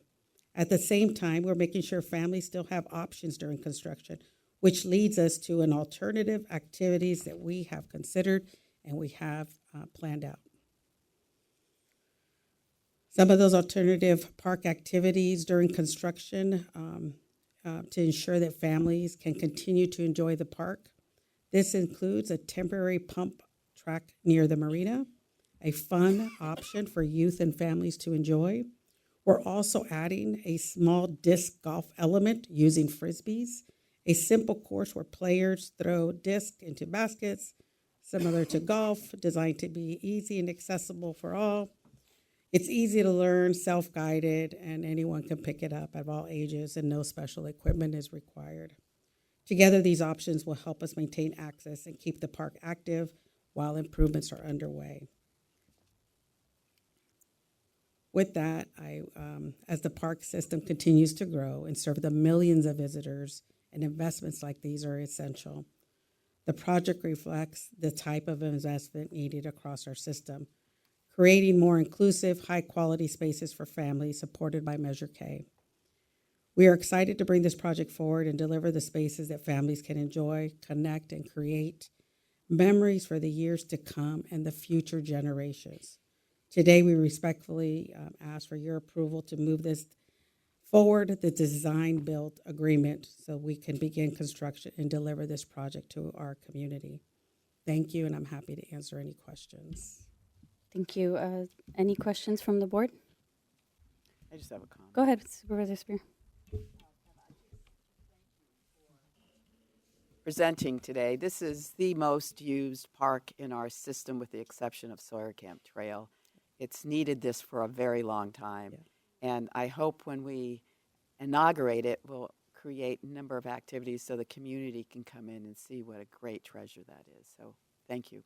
Very impressive. Thank you. I have a couple questions. So I'm excited, first off, that this is moving forward and it's at this phase. This county park is the only one in District 2, and it is really well visited by folks not just in our county but from across the Bay Area for several reasons. I know former Supervisor Groom spearheaded the investments into the development of the beach and accessibility at the Coyote Point Park Beach, which I am really proud to see, because it means that even folks that need wheelchairs are able to access the beach, and it's helpful for a variety of reasons, right? Parents with strollers, etc. In terms of the build, the playground, there's a lot of colorful like patterns there, but I didn't get a good sense of whether it is that like soft cushiony material, or can you talk to me a little bit about that? We have two designs that will be presented to the community, and yes, there will be the foam synthetic, very soft, so safe, no one will get hurt. We're removing the cement, more hard. We're actually also including in the design is artificial grass, so people could lay down and sit down and watch and really enjoy it as a family. So those will be incorporated. That's the feedback that we receive from community. So those will be included into the two design concepts that will be presented to community. Okay, and so folks preferred artificial turf to real grass that's already there, or can you talk a little bit more It's about just within the fencing area. They're proposed Of the- items, okay. not outside of the playground structure. that? Okay. Yeah, I'd be happy to kind of dig more into it. Not in this public meeting, but so this item is to approve the design and construction contract, but there are still decision points to be made with the public and other folks. Absolutely. Okay. We have this, we brought this forward, and this is with the input from the community. And so now we have two final design concepts based on community input that we could go back to community, get those input again until we get to final product. Okay, and so just so I'm remembering correctly, there was a survey that went out to the community for the upgrades included in this contract, and at that time there was kind of the question posed of, do we want more like natural? Do we want to highlight the more natural elements of the park, or do we want to have more like sports, like kind of sports facilities or features? And the answer was both. Everybody wanted both. Came out pretty even there. So all of that is incorporated in this contract, correct? Correct. Okay, great. Yeah, so happy to talk more about this offline. And just to close this out, I grew up in the city of San Mateo, went to many barbecues and family events at this park, and we have come a long way from the cement hill and slide that folks would use cardboard with to slide down. I love that. I thought it was great, but I understand that needs change in our community, and we are a long ways away from that already. So I'm excited that our community will get even more playground space, I believe, and more updated, safe space there as well. So thank you. I'm happy to hear from any other supervisors. Public comment, please. All right, thank you, Madam President. We're taking public comment on item number 6 for the design and construction contract for Coyote Point Playground. I do not have speaker cards from chambers, so I will be turning it over to my colleague Sherry for Zoom comments. Thank you. For those on Zoom, we have 4 hands raised. For item 6, we'll go to Sid Young, followed by Sabrina. Sid, please unmute and begin. Thank you, Sherry.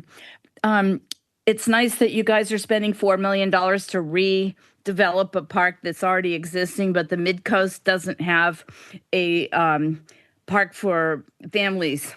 We have lots of trails and things that attract visitors, but we don't really have any kind of a nice park like this.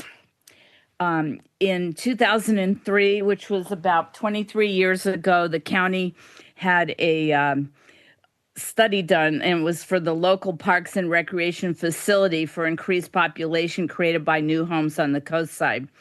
And you can still find it online. It's called the Mid-Coast Park Recreation Plan. They, at that time, started a development fee, and that's trust fund account 04090. That fee is raised occasionally and collected each year when there's new homes built or remodeled. And we still don't have a park, so please think about the Mid-Coast. Thank you, Sid. We'll now go to Sabrina, followed by Michelle Stevens. Sabrina, please unmute and begin. I come in the peace and love of Jesus Christ as one of the people, Sir Juris, who hold all political power. Item 6, Coyote Point Playground Project is something that many in the community can appreciate. Safe, inclusive, spacious for children are valuable. But even with good intentions, fiduciary duty still applies. This item authorized not only $3.8 million agreement, but it's an ongoing amendments and modifications within the fiscal provisions. That means the board is delegating not just execution, but the continued financial discretion. The maximum law tells us delegated authority must be strictly pursued. That requires clear limits, transparency, and accountability, especially when public funds are involved. I would simply ask what guardrails are in place to ensure the costs do not expand beyond what is necessary, because even when the projects we support must still be measured against financial discipline and long-term responsibility to the taxpayers. And I also want to mention that Government Code 54954.3, Section C, has been repeatedly violated by Supervisor Corzo. Thank you. Thank you. We'll now go to Michelle Stevens, followed by Bruce. Michelle, please unmute and begin. Hello, board. I come to you as a child of God with the love of Jesus, Siri Juris. I want to focus on the structure of item 6. The board is being asked to approve a multi-million-dollar project while authorizing future amendments and modifications under the same umbrella. That raises fundamental issues of delegate authority. The maximum law states delegated power cannot be enlarged beyond its terms, yet we often see in practice is scope expansion, where initial approvals became starting points, not limits. That is where the fiduciary responsibility must be exercised with discipline. Because of once authority is delegated without clear constraints, cost increases become easier, oversight becomes weaker, and accountability becomes diluted. The public is not just funding a playground, they are trusting the board to maintain control over how that funding is managed. I would urge you to ensure this project has defined limits, not open-ended flexibility. Once again, follow your oaths. Thank you. Thank you. We'll now go to Bruce. Bruce, please unmute and begin. Chair and members, thank you. Let's speak plainly about item 6. This is a multi-million-dollar expenditure of taxpayer money. $3.8 million authorized upfront with additional authority for amendments, modifications, and continued spending under that same approval. That means this is not a fixed number. It is a starting point. Maximum law tells us the public treasury is to be guarded with the same fidelity as private property. If this were private money, there would be hard limits, clear accountability, strict control over any change orders. Yet in public spending, we often see the opposite: open-ended authority, expanding costs, decisions made without full visibility to the people funding it. That is where fiduciary duty must be enforced, not acknowledged. Because every dollar approved here is taken from working people, families, and businesses, and it is your responsibility to ensure it is not spent loosely, expanded quietly, or justified after the Bruce. fact. The president has called your time, and that concludes public comment, Madam President. Okay, thank you. Is there a motion on this item? So moved. Is there a second? Second. Second. Thank you. Roll call vote. Supervisor Spear? Aye. Supervisor Mueller? Yes. Supervisor Gaucher? Yes. Supervisor Canepa? Aye. And President Corzo? Yes. And with that, we do have a request to take a 5-minute break. So we will reconvene at about 11:02. Thank you.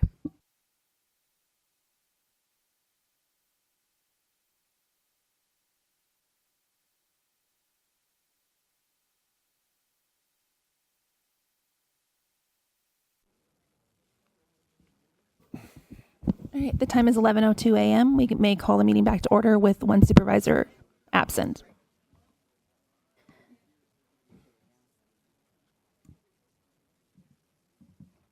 Okay, thank you, everyone. We are getting started. We are reconvening, and we are officially on item number 7, which is an appeal of the Planning Commission's decision regarding a cargo container storage building, and we have Planning and Building Director Steve Monowitz here to present the item. Welcome. Supervisors, Mr. Callaghan, Mr. Mates. As the President noted, item 7 is an appeal of the Planning Commission's decision to approve an after-the-fact planned agricultural district permit to legalize an existing storage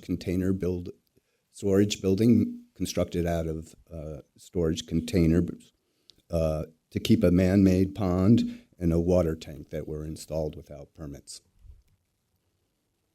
So the site is located at the intersection of Madera Lane and La Honda Road within the La Honda Road Scenic Corridor. It's a little bit over 1 acre in size. It's zoned Planned Agricultural District, Coastal Development District. It's a small triangular-shaped parcel that has some pre-existing structures on it. Those include an existing permitted barn, 1 non-potable well, 2 permitted water tanks, 1 pump house, and an existing permitted shed. No trees were removed for the project, and approximately 98 cubic yards of grading was required to construct the pond. So here on the left, you have photos of the as-built container structure. Per the recommended conditions of approval, the top 2 storage containers will be removed. On the lower photo, you can see the refrigeration unit that's in one of the lower cargo containers. Due to concerns about the noise that's being generated by that refrigeration unit, the conditions of approval require the installation of a new sound wall to attenuate that sound. Other conditions of approval require removal of a bathroom that was illegally installed in a shed next to the existing barn, and also requires the emergency generator to be located out of the front setback. Here are some more photos of the site showing the locations of the various structures. On the upper right, that's the existing permitted barn. The green structure to the left is the shed that has a bathroom in it, which is to be removed. On the lower right, you see the man-made pond that was dug by the applicant. And on the upper left and lower left, you see the storage building with the second story to be removed, outlined in the red dashed line. Here are some more photographs of the existing structure. The ladder you see in the foreground is what's been used to access the second stories, but that will no longer be needed once those second story cargo containers are removed. The project was evaluated for compliance with relevant plans and regulations, and as detailed by the staff report, the Planning Commission determined the project complies with the applicable regulations as conditioned by staff. And as noted, an appeal has been filed regarding this approval by the Planning Commission. The neighbor at the adjacent parcel shown on the photograph to the left is the appellant, and the concerns raised by the appeal include the absence of a complete set of construction plans as well as the noise generated by the refrigeration unit. So we have attached a number of conditions that attempt to address the concerns raised by the appellant. We've set a timeline of 3 months for the applicant to submit the necessary building permit application to implement these changes, and the changes must be completed within 6 months of the board's action. I mentioned the removal of the second-story container, the installation of a sound wall, the removal of the unpermitted bathroom, and in addition, the conditions require the planting of trees on the La Honda Road side of the property to minimize its visual impact. So with that, staff is recommending that the board approve the after-the-fact planned agricultural district permit based on the findings and the required conditions of approval contained in Attachment A. That concludes my presentation. Happy to answer any questions. Thank you, Director Monowitz. With that, are there any questions from the board on this item? Just noting for the record that Supervisor Canepa has returned. Thank you. Supervisor Spear? Oh, okay, Supervisor Mueller? I do have some questions. First, I want to start procedurally. I was looking through what happened procedurally with this item, and first, it looks like there were 2 meetings in front of the Ag Advisory Committee before it went to the Planning Commission, but there was never an item voted on. Well, why was that? That is correct, Supervisor Mueller. The Agricultural Advisory Committee did review the project. There were a number of questions that were raised. The item was brought back to the Ag Advisory Committee. It was on a very large agenda, and it got to be quite late at night, and so the Ag Advisory Committee continued the matter. Due to the department's interest in getting this matter resolved and bringing it to hearing, we felt it was best to move on after receiving the initial feedback from the Ag Advisory Committee and provide further opportunity for public comment at the Planning Commission hearing. Okay, has the Ag Advisory Committee ever voted on this item to provide their recommendations? They have not.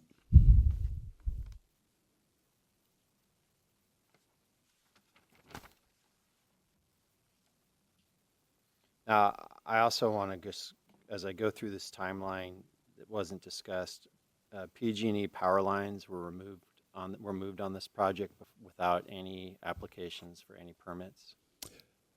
That's my understanding, is that there was a relocation in the power pole and power line that was completed with PG&E's authorization. Let me just ask you a general question. Mm-hmm. Was there any notice given to the county or application for any permit on this project before it was constructed? No, there were not. I'm sorry, I'm going to jump in here. I think I missed a procedural step here. Should I open the public hearing now or after Supervisor Mueller provides comments? I think it's within the discretion of the board to ultimately decide. We do need to have a public hearing. I'll move to open the public hearing. Okay, is there a second? Thank you. Roll call vote, please. Supervisor Spear? Aye. Supervisor Mueller? Yes. Supervisor Gaucher? Yes. Supervisor Canepa? President Corso?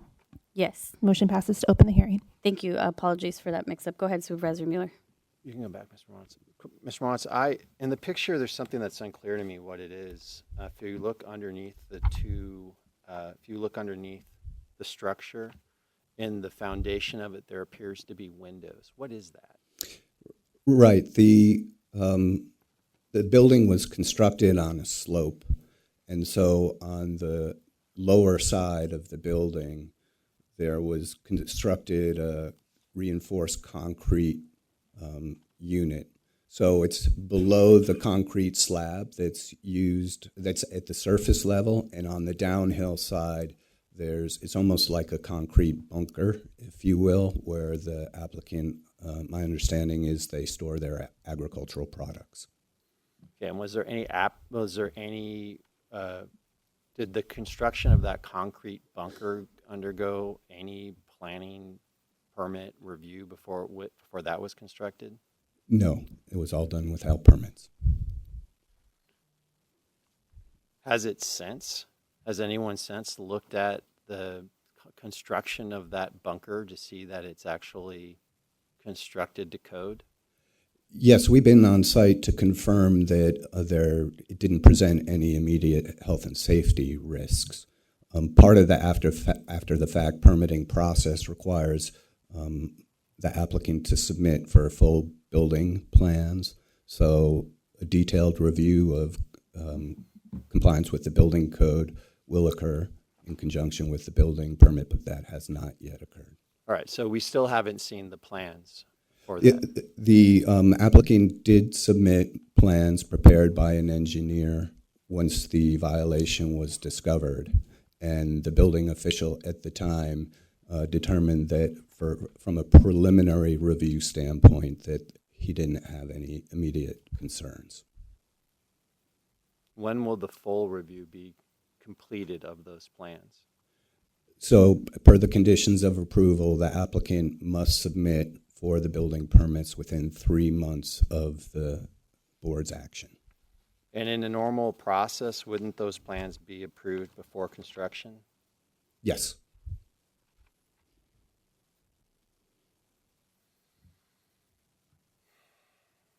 I'll go ahead and pass for the moment to Supervisor Spear. Supervisor Spear? Thank you. This was first identified by the county in 2022, is that correct? That's correct. And how long had it been there beforehand, or do you know? I don't know. Can we go back to the map, please?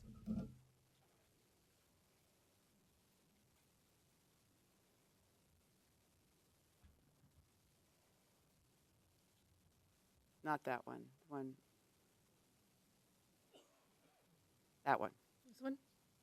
Yeah, the site plan. The site plan. I can take us there, Kim.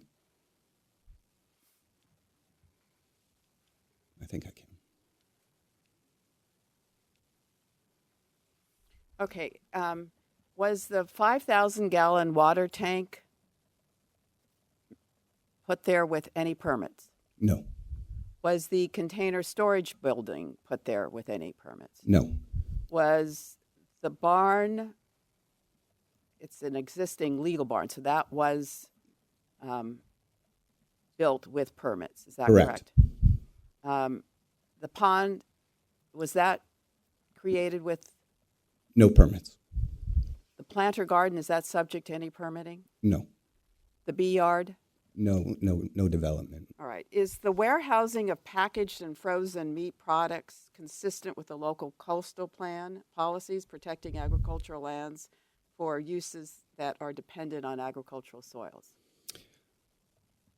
In instances when it's truly used in conjunction with a farming operation, yes. In this case, there is no farming occurring on the site. The agricultural products that are being stored there are farmed elsewhere. So I think that leaves it up to question. They are storing agricultural materials, but it's not produced on the site. So it's inconsistent. I think it's possible to reach that conclusion, yes.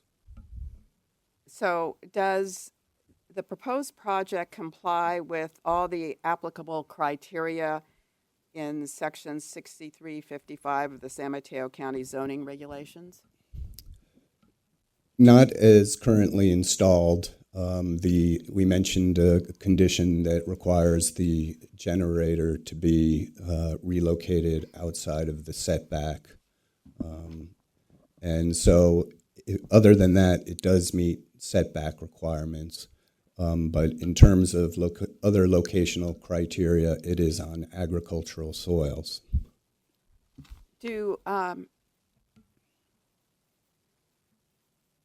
So the proposed non-agricultural use may be conditionally permitted, but only if it can be shown that it will not have adverse impacts on coastal resources.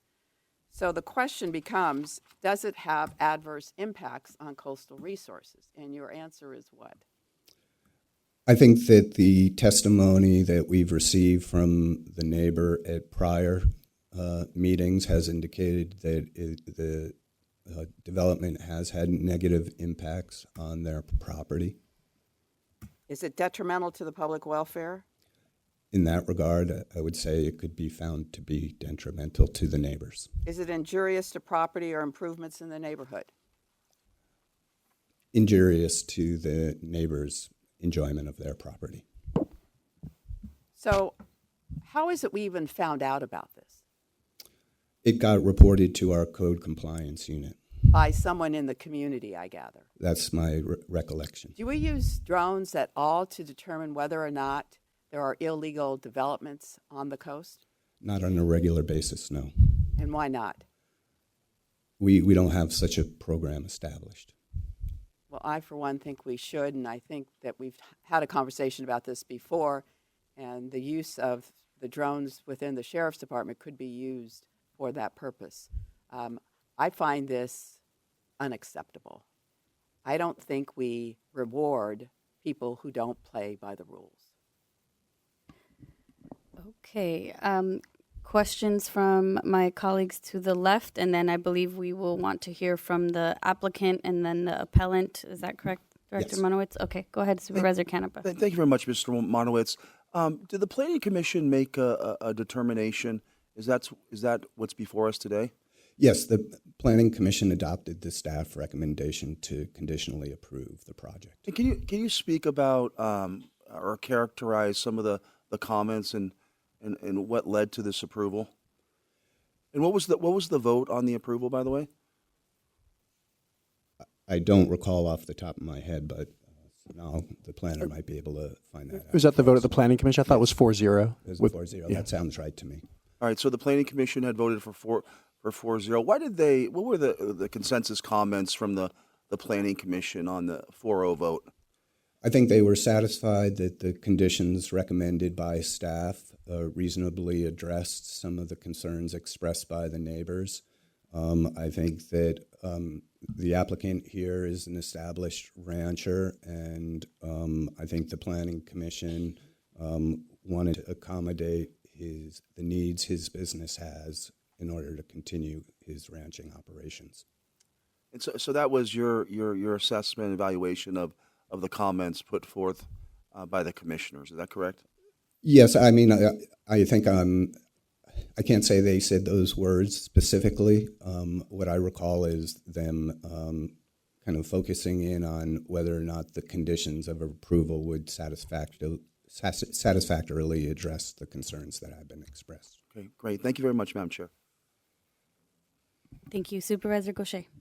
Thank you for this. And looking at I just want to make sure that I understand completely. This was built before without anybody's approval. Correct. And then the Planning Commission is saying that they are to remove the top level. Correct. Install a sound measures that will be helpful, landscaping, screening, and scenic corridor, removal of illegal residential features as well. Correct. And what, again, are we hearing from the Planning Commission? They're saying we should move forward? Once the Planning Commission issues a decision, their role is complete. So what we're here today to consider is the appellant's appeal and whether or not this board agrees with the Planning Commission determination that as condition, the project complies with the relevant rules. And why so much time for bringing back the drawings or the plans? I think that it was 3 months. Why would that be the case? Why wouldn't we want that sooner? The appellant has been dealing with this issue for a number of years now, and it hasn't been easy for staff to obtain the full set of information that we would typically require if things are applied for ahead of time. So, and it also, the way the process works is you typically obtain your discretionary planning permit first, and then once you have those planning permits, you proceed to the building stage. And when you are applying for your building permit, you need to have the detailed drawings regarding the electrical, the plumbing, and so forth. Those sorts of details aren't always necessary at the planning stage because we need to understand the type, location, the intensity of development, but the actual method of construction is more of a building code issue. So the applicant in this case needs to secure the planning permits and then he'll need to provide the detailed construction drawings in order to obtain the building permit. So the 3-month period is, intended to provide him with the time he may need to get a qualified engineer and architect to prepare those detailed drawings that will be required. All right, thank you. Oh, I had a couple questions too. Thank you. So I think about this appeal in the way that we have seen similar appeals, and that being that this has come to us because the Planning Commission did make a decision, and that decision was appealed, as which is the right of the folks involved. I think from what I read, I understand that this was constructed in 2020, and I think a lot of things happened in the year 2020 that were difficult for everyone in the community. Government certainly had its hands full with a public health crisis. Folks made a lot of different, had a lot of projects, right? Some folks baked bread. As it relates to this, can you help me understand if there were any penalties given to the applicant for these permits for building the unpermitted structure in the first place? The department issued a notice of violation to the applicant that established certain time frames for him to obtain the necessary permits to legalize it. And while he didn't always meet the timeline on the precise date, he did make a diligent effort to complete the after-the-fact permit process. It took some time and pressure from staff to make that happen, and we reserved the right to issue fines if he didn't continue to diligently pursue the necessary materials. And he did eventually provide sufficient information for us to move forward. The building permit, the cost of the building permit will come with a penalty. If for obtaining a building permit after the fact, you have to pay 4 times the normal fee. So he will be subject to that penalty. Okay, and that's the standard for any unpermitted structure, correct? Correct. And is that the same as like housing? Because I'm comparing this kind of to like farm worker housing, but this is obviously a agricultural like business structure, not for housing, but it's similar in that way, right? They both have these consequences if something unpermitted is built.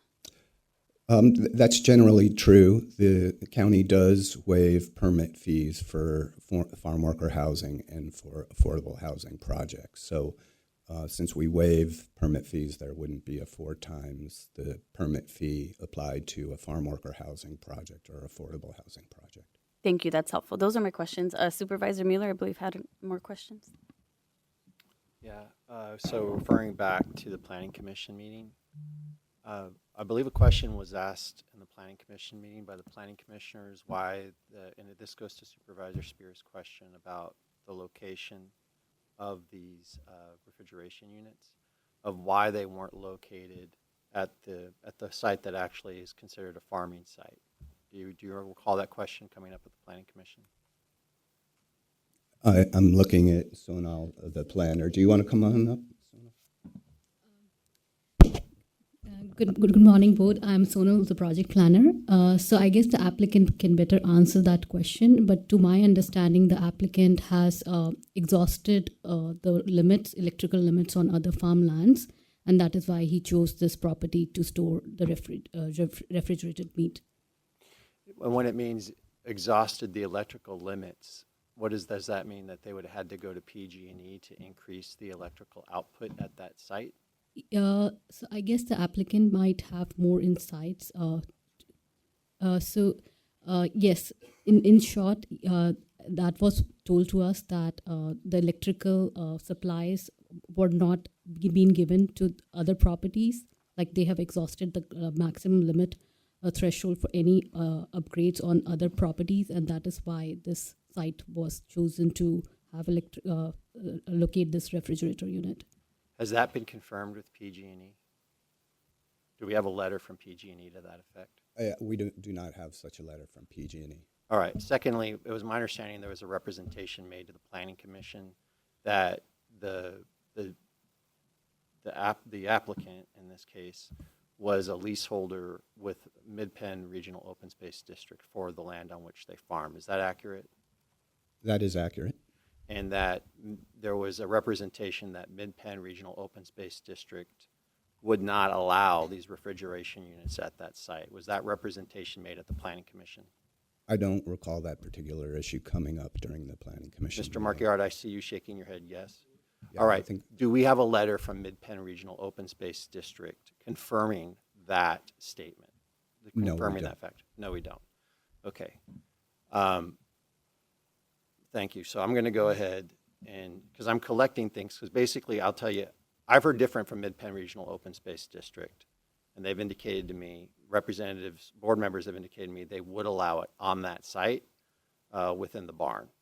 So there's, what my concern is, there are different facts that our county, that we have not validated yet within our own departments. But with that, I'm going to go ahead and let the presentations proceed. Okay. Thank you. I believe we have an open hearing, so we will now hear from the appellant who brought this to the board. Kim, Sherry, can you remind me how much time is given here? It's generally at the discretion of the president, but we've sometimes said 10 minutes, recognizing that the appellant is typically authorized to reserve some amount of time if the appellant chooses to. For a rebuttal? Yeah, exactly, to speak to anything that the applicant might raise in this case. Okay. Well, in that case, I think in my experience, we have had 10 minutes, so I would put 10 minutes on the clock, and the appellant should keep in mind that whenever they stop, that will be their time allotted for rebuttal. So just to be clear, if 7 minutes are taken in this first presentation to the board, they will have 3 minutes for rebuttal. Is that clear for the appellant and applicant? Yes? Can we repeat one more time? Okay. So just want to make sure folks are paying attention here. I'm unclear about who's the appellant.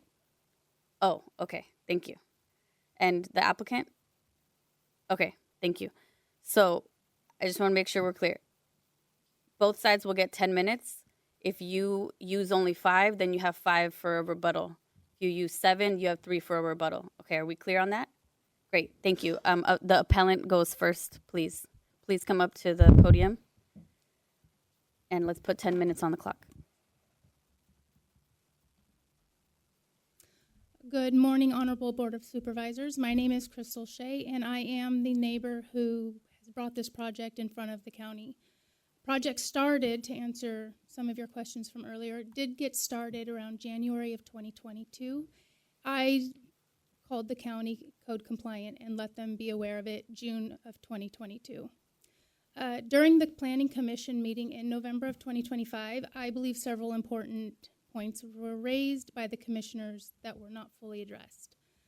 Regarding the pond, the applicant stated that he followed county guidance and removed soil within allowable limits over time. However, dated photos in attachment number 12 in your packet appear and show the pond was excavated in a single day. This raises concerns about consistency in the information provided and highlights the importance of clear and accurate reporting. The applicant also stated the pond is filled by rainwater runoff and used when the tank runs dry. But he also states that the tank is intended for fire suppression. So if it raises the question of whether it should remain full at all times. The barn was described as being used for honey processing. Typically, this would require a cottage permit and access to hot and cold potable water. It is unclear whether these requirements have been met. More broadly, this project has been characterized as after the fact. During site visits, responses appeared to evolve when compliance questions were raised. Items such as the pond, garden beds, and barrels were at times redefined to align with agricultural uses. This underscores the need for consistent standards and application.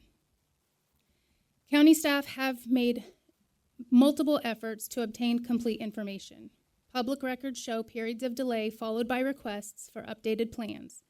To date, there still does not appear to be a fully complete application with updated diagrams to support a fully informed decision.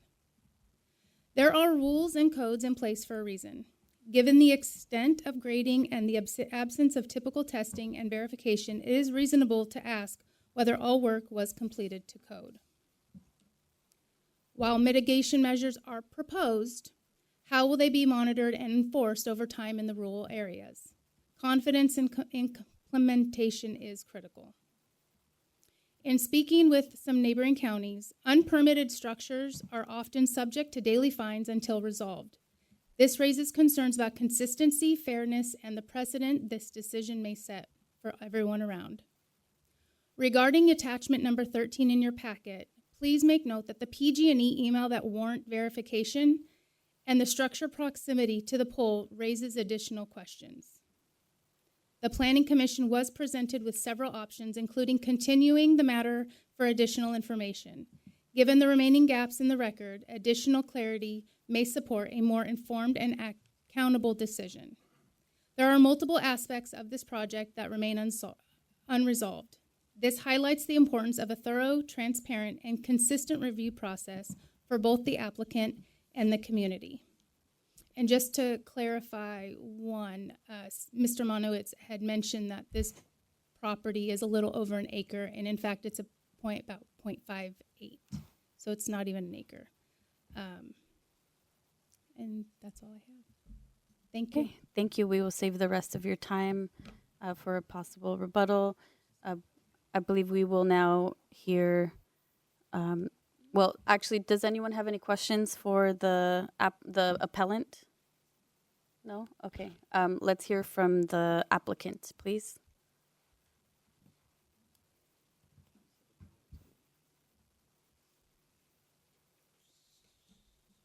Hello, my name is Quince Margard. I am a sophomore at Pescadero High School. I work alongside my brother, sisters, and father doing ranch work and farmers market. I really hope that you all recognize the need to support and help the regenerative local agricultural operations in this county. That freezer, shop, and hay storage container at 350 Madera Lane is a vital piece for the viability of our family's agricultural business. In my opinion, it's really sad that you have given our next door neighbor and his girlfriend, who happens to be on the Ag Advisory Board, so much power that every time we start a skill saw or use a hammer to install a raised bed for peppers and tomatoes, we get an email and a phone call from the San Mateo County Code Enforcement asking what we are doing on our own private property. I want to thank everyone at the Planning Department for recognizing the need we have for this barn. Thank you for listening. Thank you.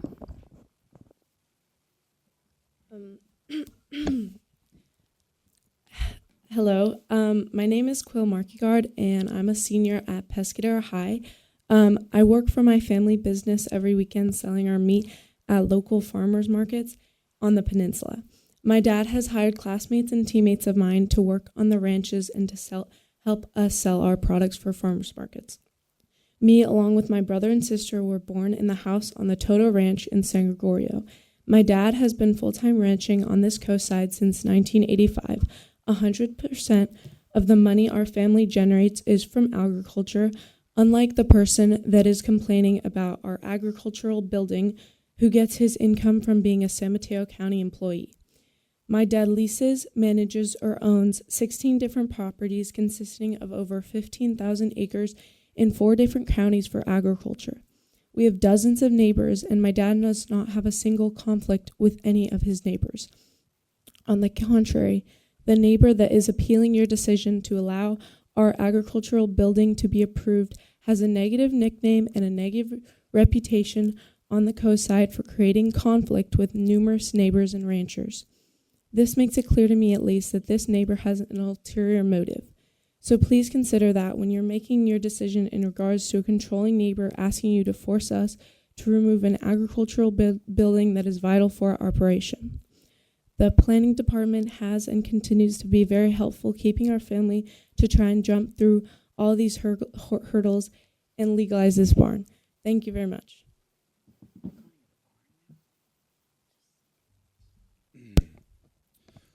Hello, Board of Supervisors. My name is Larry Markegard. I'm a 7th generation cattle rancher. There are a few things that disappoint me when I hear about the struggles that my dad is going through to legalize such a basic structure on the coast side of San Mateo County. First, if you drive any back road, including Highway 84, Cloverdale Road, Highway 1, and so on, you will see dozens of shipping containers. This regards to Supervisor Spear's question.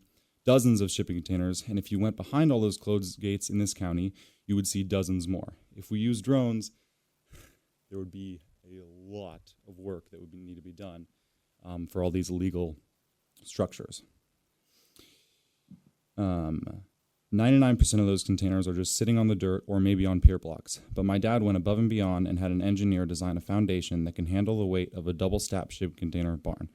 Overbuilt would be an understatement. In my opinion, the San Mateo County Building Department could be using this structure as an example to help the dozens of other landowners in this county legalize their ship container buildings if they so choose. Second, the amount of illegal structures built by billionaires in this county or by absentee landowners are appalling. They install Airstream trailers on land zoned for agriculture in their scenic corridor and the coastal zone for the purpose of renting out for hundreds of dollars a night. Yet you're making my dad remove a shipping container apartment that would never hurt anyone or anything. He was never going to rent it out as an Airbnb. He designed it with my little sister to give his children a sense of security for an unknown future in a county that blue-collar workers like us will never be able to afford in our own homes. Instead of spending our county's tax dollars stopping people with deep pockets from making thousands of dollars renting out illegal Airbnbs, you chose to work hand-in-hand with our next-door neighbor, setting up cameras, pointing into our doors and windows to kick out a local elderly disabled man and his dogs off of our property. I have known Bill my whole life, and he would not hurt a butterfly. He worked for my dad's uncle for many, many years, and then worked for my family business for over 20 years. He lived in a room in La Honda. But his landlord would not allow his dogs, so my dad graciously allowed him to keep his dogs at 350 Madera Lane.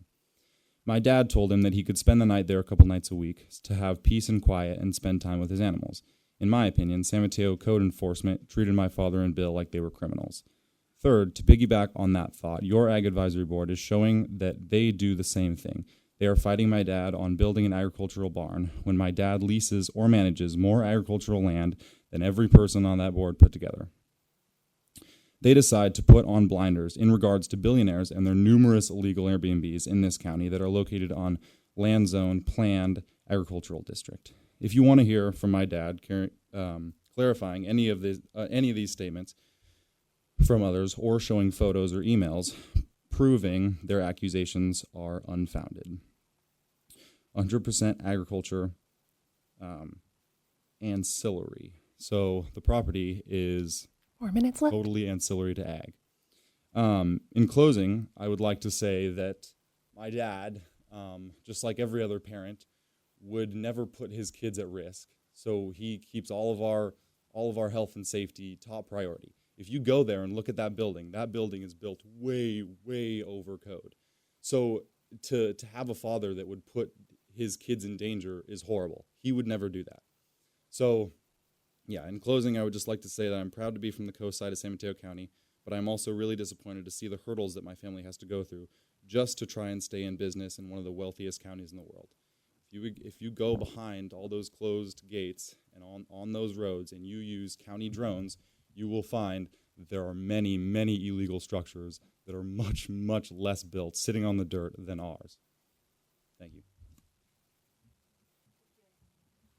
Thank you. Will we be deferring the rest of the time for a rebuttal? Or you want to use the time?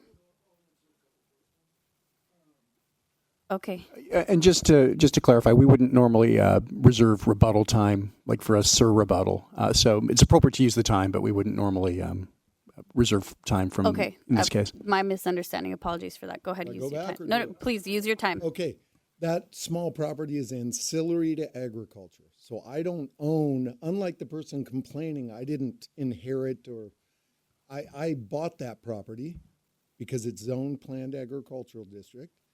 I need it to piggyback on the ranches that I lease.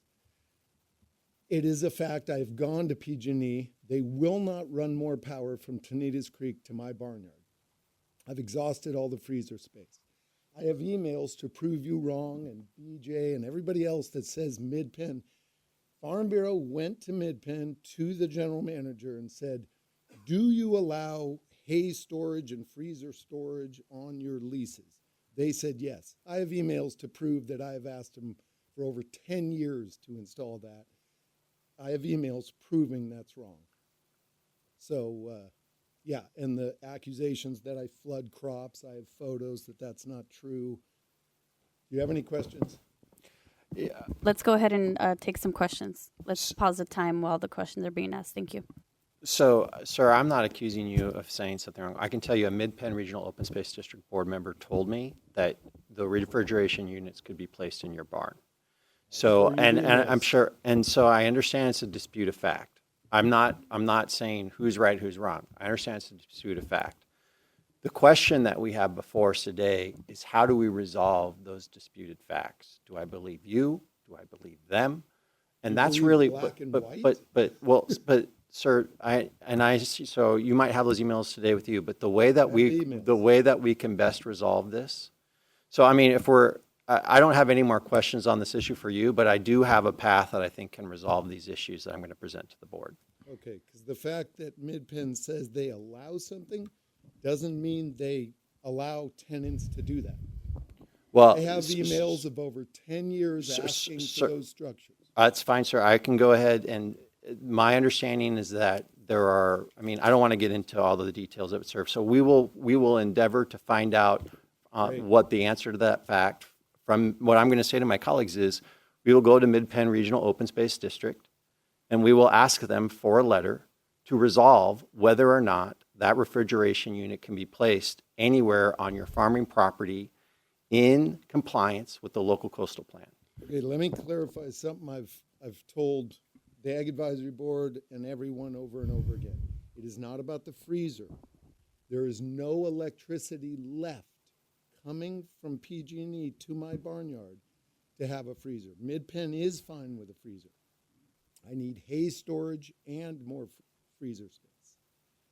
So there is only one power line coming up from Tanitas Creek Road a mile to my barnyard. I have had PG&E out.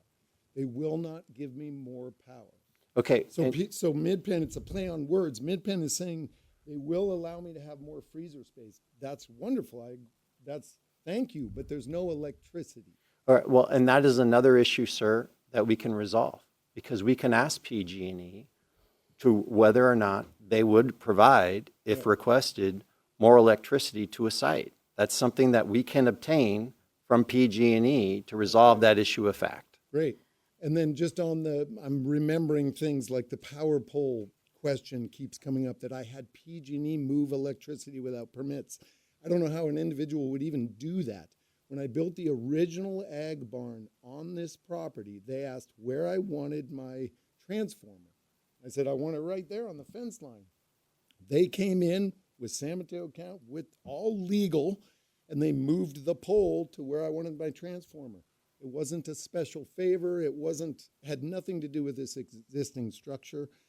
One more thing, the comment about the pond being built in one day, that's absolutely false. I don't know if any of you remember Mike Cravella, great guy, code enforcement.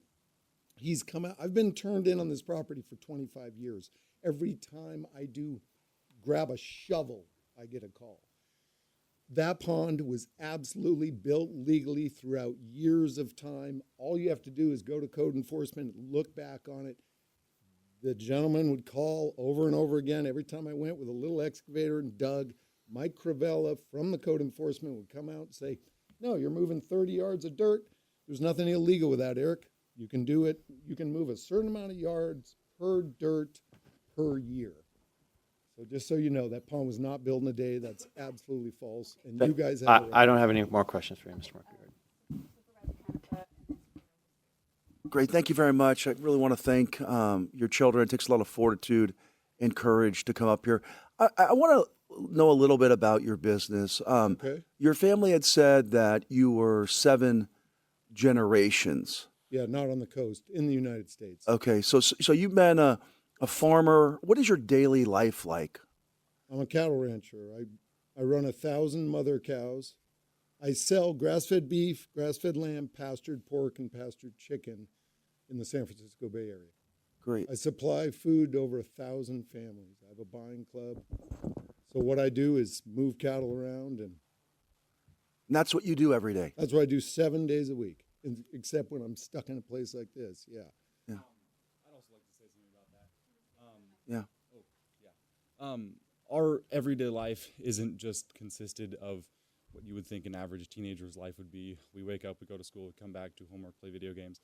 I think being a cattle rancher is so much different and so powerful.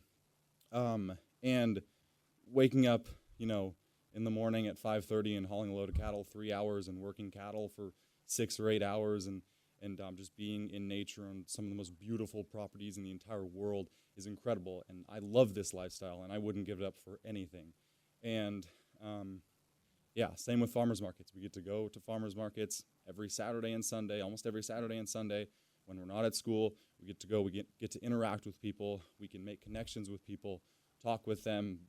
I get positive feedback every single market. Oh my gosh, I love your ground beef. And it's so important to supply local food to people. And I tell that to people every market. They're like, well, okay, this isn't very much more than Costco meat. Why is it so much better? And I say, okay, well, you're buying from a local farmer and rancher, where how your cattle is, how your food is being raised, how it's being grown, and that's a really, really important part that I think humans have kind of forgotten about. Got it. And so, I'd just like to say that my life is so incredible, and I wouldn't trade it for anything. Thank you. Can I ask you another question? So it seems like you're hardworking people. Like so, you wake up in the daytime. You're working hard.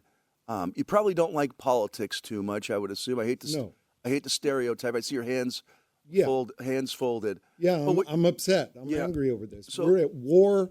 There's a lot going on in the world, and we're being messed with over this tiny structure. It's not hurting anybody. Code enforcement has been at their house countless times with their own meters at their bedroom windows and bathroom windows. The freezer is not too loud. It does not go beyond the whatever sound rating that's illegal. I built a sound wall before I was even asked to help them, but as soon as they kept turning me in over and over again, I got upset, pulled the sound wall out. I'm not trying to piss anybody off. I'm trying to make a living. Great. And so, I think, no offense to you, but your kids are much more personable. Yes, friendly, that's why they spoke and I didn't. But when I'm hearing all these so-called facts, it bothers me because these are not facts. Because my landowner said you're allowed to have a freezer. Does not mean they let me build a hay barn. I have the evidence. I guess, and I'll just close by. We'll hear rebuttals. I guess what's frustrating for me, I'd like to think I'm a pretty good judge of character. Okay. And I think it's become clear to me, and obviously the Planning Commission had moved through a 4-0 vote. I don't find you to be someone who lies. No, I think you're a very honest person who just wants to work their land and to be left alone. Yeah. And the reason I say that is because there's a lot of different disputing facts going on here. But I find you to be extraordinarily credible, and I think someone who just wants to work their land. And so, I'll give it back to you, Madam Clerk. But it's pretty clear to me that your representation today is extraordinarily credible, Madam Chair. Thank you. So I have a quick question. It sounds like you have taken a good faith effort to follow any regulations that you were aware of. I can understand, building and planning has a lot of processes that aren't easy for the average person to understand, let alone navigate. Were you aware that there were permits that you should have applied for ahead of time, or did you become aware of that after the fact? No, I was aware. I lost a property in the CZU fire. I needed storage. I needed the refrigeration.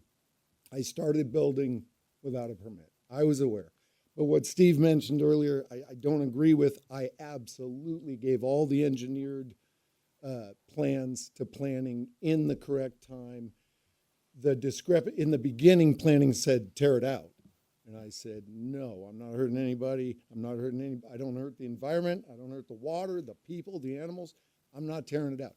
So there was that back and forth for a while until they were willing to work with me. But once they said, okay, we'll try to work with you, you're going to have to tear stuff out, I immediately was in the time frame of everything they were asking for. And no, I built that.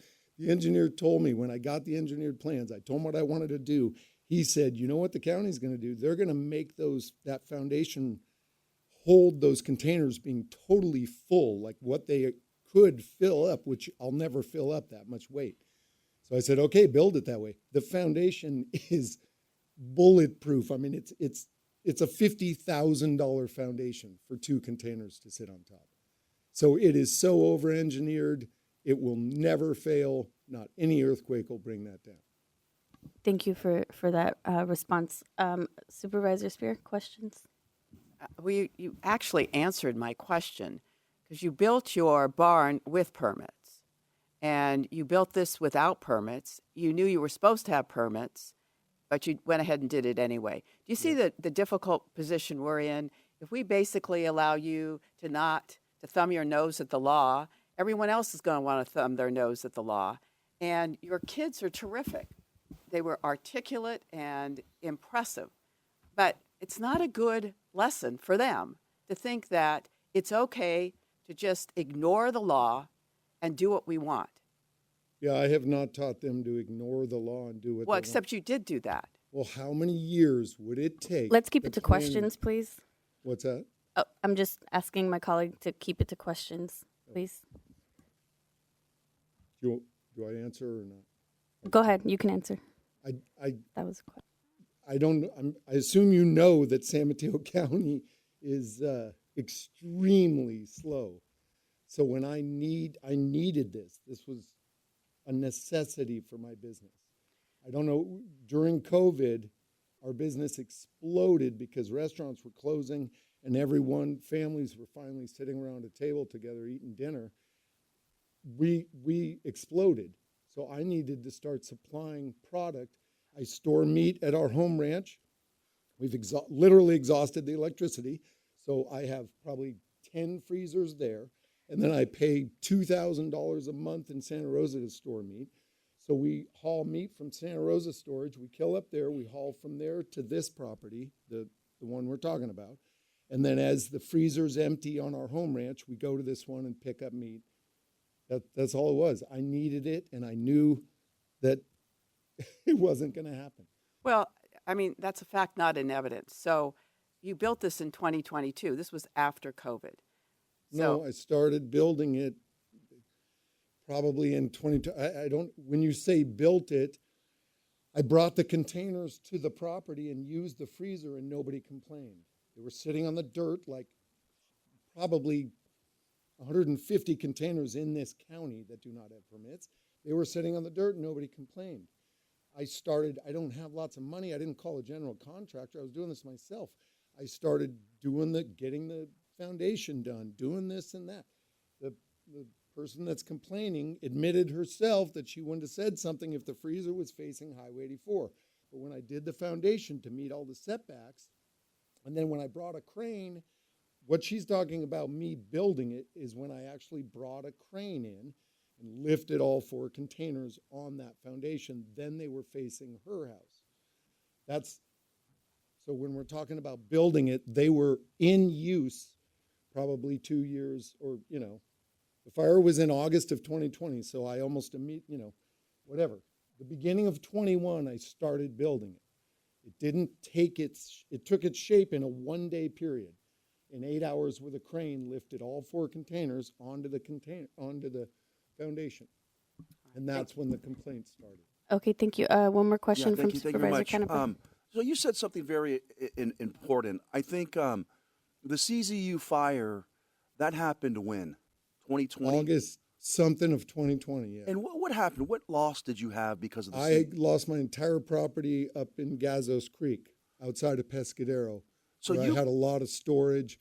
I had to evacuate 3 ranches. I had to evacuate over 400 cows and calves off of the Lone Madrone Ranch, the Cloverdale Ranch, and the Toto Ranch. Evacuated to the cow palace. Okay, so I had to haul off hundreds of cows. I want the record to reflect. So you lost My entire property. So you lost, and what were you storing on your property? I wasn't storing meat, Yep. but I was storing a bunch of agricultural stuff and my tool shed. That's why I rebuilt. The idea behind the shipping container, I don't know if it's a shop for working on vehicles, hay storage in the middle, storage underneath in the basement, freezer for meat, storage on top, and then I made a cool apartment, which has never been touched. But we're tearing that out because I can't it won't meet So setbacks. you lost. Wait a minute. I want to go back to. We're going in different directions. I lost 2 houses. I lost my entire property. No fire insurance. I paid insurance for over 20 Then once years. that happened, because I remember the cow palace, it was sort of like the Noah's Ark. We took a lot of Yeah, it was madness. animals there. So you lost that, and then you have a property. This property, you decide, look, since I have nothing, I've lost everything in the fire. You made an immediate decision, probably because of your family, I would assume, right? I mean, Yeah, it's the only thing I own, 0.4 of an acre, and that place that burned to the ground. But yeah, everything else is leased. I lease 15,000 acres, over 15,000 acres in 4 different counties. I only own that 0.4 of an acre. and what would have happened if you didn't use that location that you have from the CZU fire? You moved things over there. Is that correct? Yeah, I restarted. Yeah, this building was to store more meat because of the demand. The demand after COVID of our meat products. We were slow enough to where I could just, every week we go up north to work on the ranches and we backhaul meat to our home ranch. But then after COVID, we had an explosion of business and I needed to supply more meat. Thank you. So that's where I needed the freezer. Okay, Supervisor Gaucher, and then I would say after your questions, there will be 2 minutes on the clock left for you. You can use those 2 minutes, but then we want to move on to the appellant's rebuttal. Sure. Go ahead, Supervisor I want to Gaucher. just thank you. Listening to your story, I hear, and I feel deeply for you to lose your property and to be where we are today. I understand you're a small business owner. You're providing meat to not just the community, but also to restaurants. So we want to support businesses. At the same time, while we're struggling, we also have rules that we have to live by as well. It would be ideally, it sounds like if the freezer wasn't facing your neighbors, this wouldn't be a non-issue. Right. As well, right? And is that something that can be mitigated, or what can we do to be helpful to make neighbors be neighborly in a community where you live next door to each other and you have to get along in your neighborhood? Right. It doesn't meet the setback. It's such a small property, it wouldn't meet the setbacks. But the sound wall took care of, I don't know if they'll tell you that today, but when I put the sound wall in, they said it made a big difference. And that was just 2 sheets of plywood screwed up. If you guys approve it, what I will build is a real sound wall, as the county requires, and then it'll make a huge difference. They have 7 dogs in concrete kennels, 4x4 kennels, barking 24 hours a day. I don't live on this property. I live on, the 1,000 acres on Highway 1. So I don't live there. I rarely go there. We go there to drop meat off, to supply, to keep it full. And then the girls, people that work for me, go and pick the meat up maybe once a week, once every 2 weeks, to restock the freezers at our home ranch. No, I appreciate that. And I guess I didn't have a question. I just wanted to clarify. we would like to get to a yes and to help you out. I think that's what all of the board members would like to do ultimately. At the same time, we can't just say, we don't want people to just go and do what they want and then ask for forgiveness afterwards. No, think I that's what we're understand trying it was wrong. I've apologized countless times for doing that. I will not do it again. I do not want my kids to experience this or do this. No, it was wrong. No, I appreciate it. Thank you. Thank you so much. Would you like to use the rest of your time, or do you? No, I think if other people say things that are not fact, I would love, or that I don't think is fact, I'd love to be able to come up and prove the fact. I've got photo documentation and emails and like things, and so I'd like to save it. Thank you. My understanding from the county attorney, though, is that the regular process allows for only the appellant to rebut. That's right. Of course, it's always going to be the discretion of the board to determine whether or not the board wants to hear from any particular individual who's present in their deliberations. Got you. Okay. We will get there when we get there. Please put the appellant's time back on. Thank you. The appellant can come up to the podium, and I think you can get started. Yes, so I am on the Agriculture Advisory Committee, but please know anytime there is an agenda item for vote that would be a conflict of interest, I excuse myself from that vote. I do not have a say. My vote would not be counted. The applicant is correct. The containers and the freezer did show up on his property in 2020.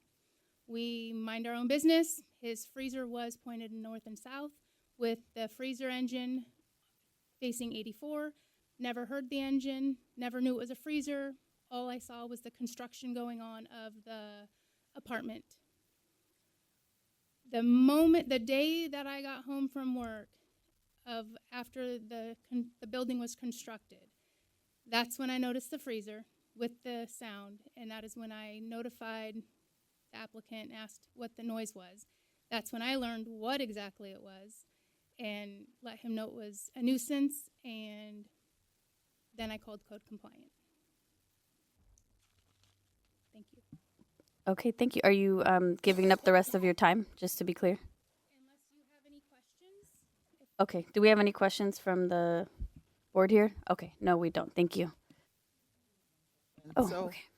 I'm just trying to figure out, for me, Yes. how do we mitigate this, and how do we make sure that that he can continue to do his business, and your guys are getting neighbor? I'm trying to get to a yes. In my ultimately. personal opinion, COVID was 2020. We're in 2026. His business has not kept up to that scale, which means I don't believe the freezer is necessary. At the beginning of all this, we did ask him to, well, actually, I believe code enforcement asked if he would remove the freezer and put it back north and south, and he said no. He was not going to do that. So right there, he was not willing to be neighborly, as he puts it. I do like Ray Mueller's suggestion of contacting PG&E to see if he has executed all PG&E powers, because I do not believe that that is a true statement. And what goes for one goes for all. And if he knew he needed a permit, because he's done it before with the barn, he knew there's a process. We all don't like to wait, but we have to. He shouldn't get special privileges. So when my main appeal was to appeal the Planning Commission's decision, it was based on lack of information, and there were a lot of red flags and inconsistencies with the questions versus the answers. Thank you. Okay, thank you. Let's move on to public comment. Oh, sorry, Supervisor Mueller, did you have a question? No, I don't. Okay, public comment. Okay, we have 2 speaker cards from Chambers. We'll start with BJ Burns and then Bridget Chet.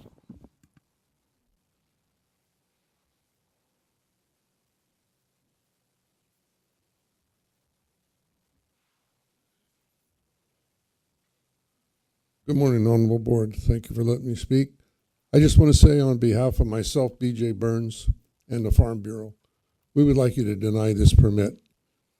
The reason for it is I attended the Agricultural Advisory Committee meeting when Mr. Markegard's application came. And he said he had no other place to put this operation, these containers, because Midpen wouldn't let them put it there. And I asked him if I could talk to Midpen with our board, would you change? He says, I would pull the permits immediately and get out. So we arranged a meeting with Mid-Peninsula Open Space Trust with 2 of their board members and the manager. Kellex was there, Crystal was there, and Bridget, myself, and one other board member. And we asked him if he could store hay there. No problem. Actually, there's a barn there with other stuff than hay in it. They asked him, you can store the hay there, no problem. As far as moving the containers, no problem. You can put the containers there. There was no problem. In my opinion on electricity, I think that's why they put transformers on power lines to up the electricity. That's what I think. Thank the you. other thing is on his site, That's your time. If you can wrap he's up. using generators, so I think he'd use the same there. Thank you. Right, Thank you. Next speaker. We have Bridget Jett.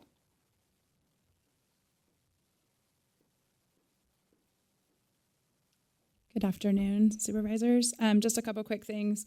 I just wanted to say that I'm testifying that I was at the Mid-Pen meeting with 2 board members and the general manager in January of this year. Also, if a grading max permit is allowed annually without a permit and you dig a pond, then I would like to be able to do that as well as the other constituents in the area.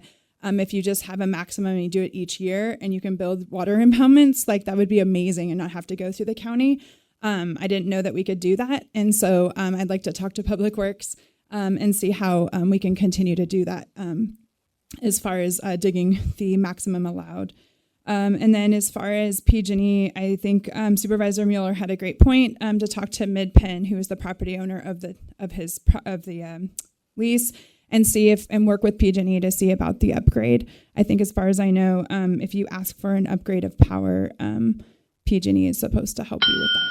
So that's all I have. Thank you very much. All right, that concludes our public comments from chambers. We're going to go ahead and go to Zoom. I'll turn it over to my colleague, Sherry. Thank you, Kim. We are on item 7, and at this time we have 4 hands raised. We'll start with Sabrina, followed by Michelle Stevens. Sabrina, please unmute and begin. Thank you. I come in peace and love of Jesus Christ as one of the people, Surrey jurists, who hold all political power. Regarding item 7, this cargo containing storage building, man-made pond, and water tank were all built on private land, a lawful parcel owned by a private citizen, not a public agency. Article 1, Section 1 of the California Constitution declares the inalienable right to acquire, possess, protect property. The 5th and 14th Amendments of the U.S. Constitution protect that property from deprivation without due process. What is necessary is lawful. Thus, necessity knows no law.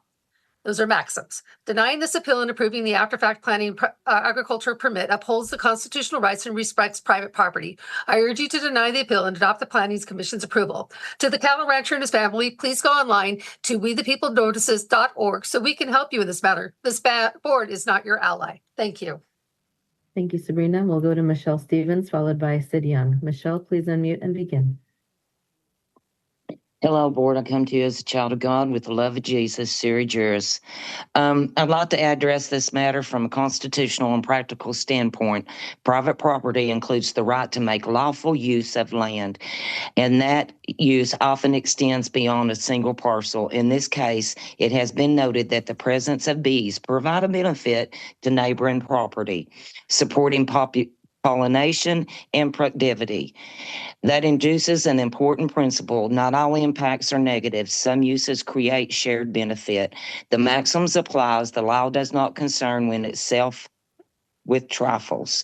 And another, use your property so as not to injure that of another.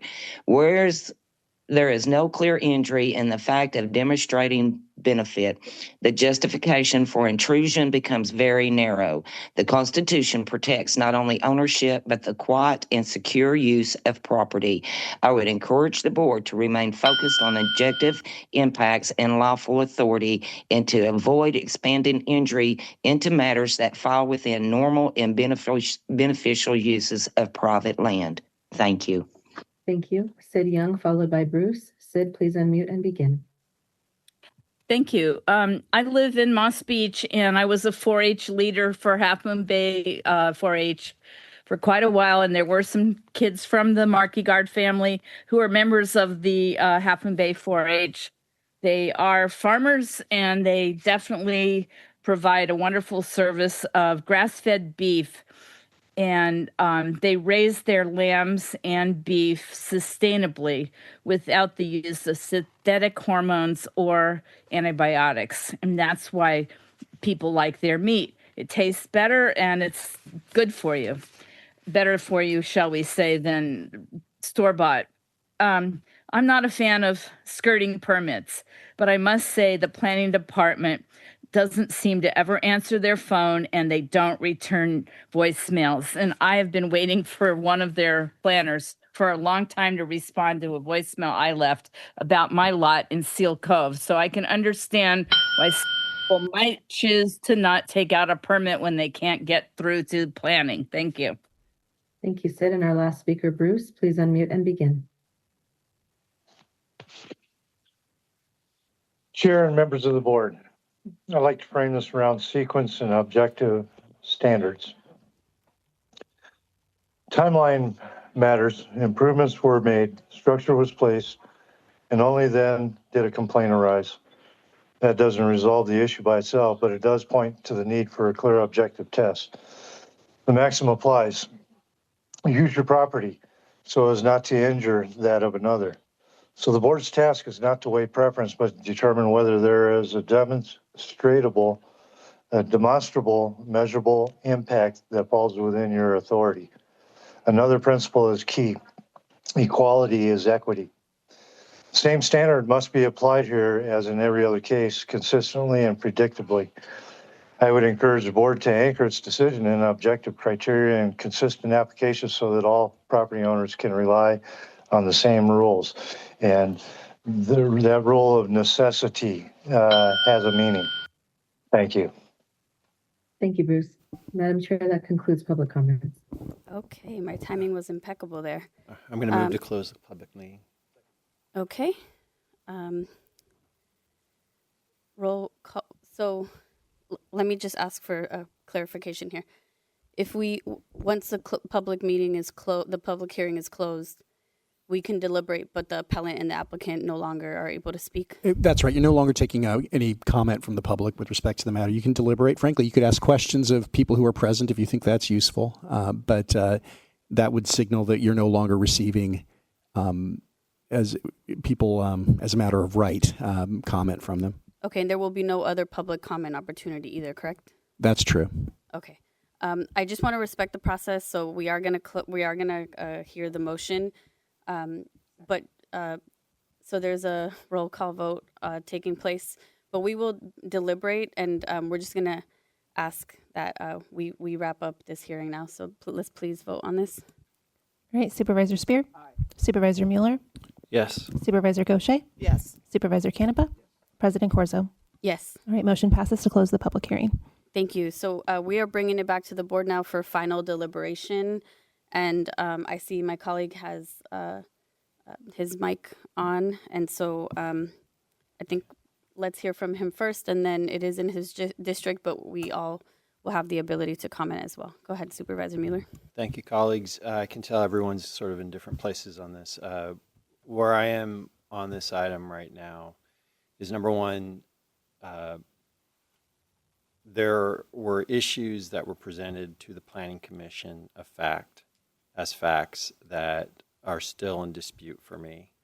But I want them, rather than measuring someone's character and their verbal testimony, because you have people testimony to different things, I'd rather try to get some documentary evidence that I can rely on making that decision.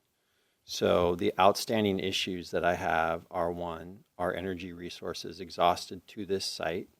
And can we get a letter from PG&E whether or not that is the case, and whether or not any modification of energy can be provided to this site? So is there something that can be done that would make it so it wasn't exhausted if it was exhausted? First, is it exhausted, and is there anything that can be done to make it unexhausted? Two, I'd like this.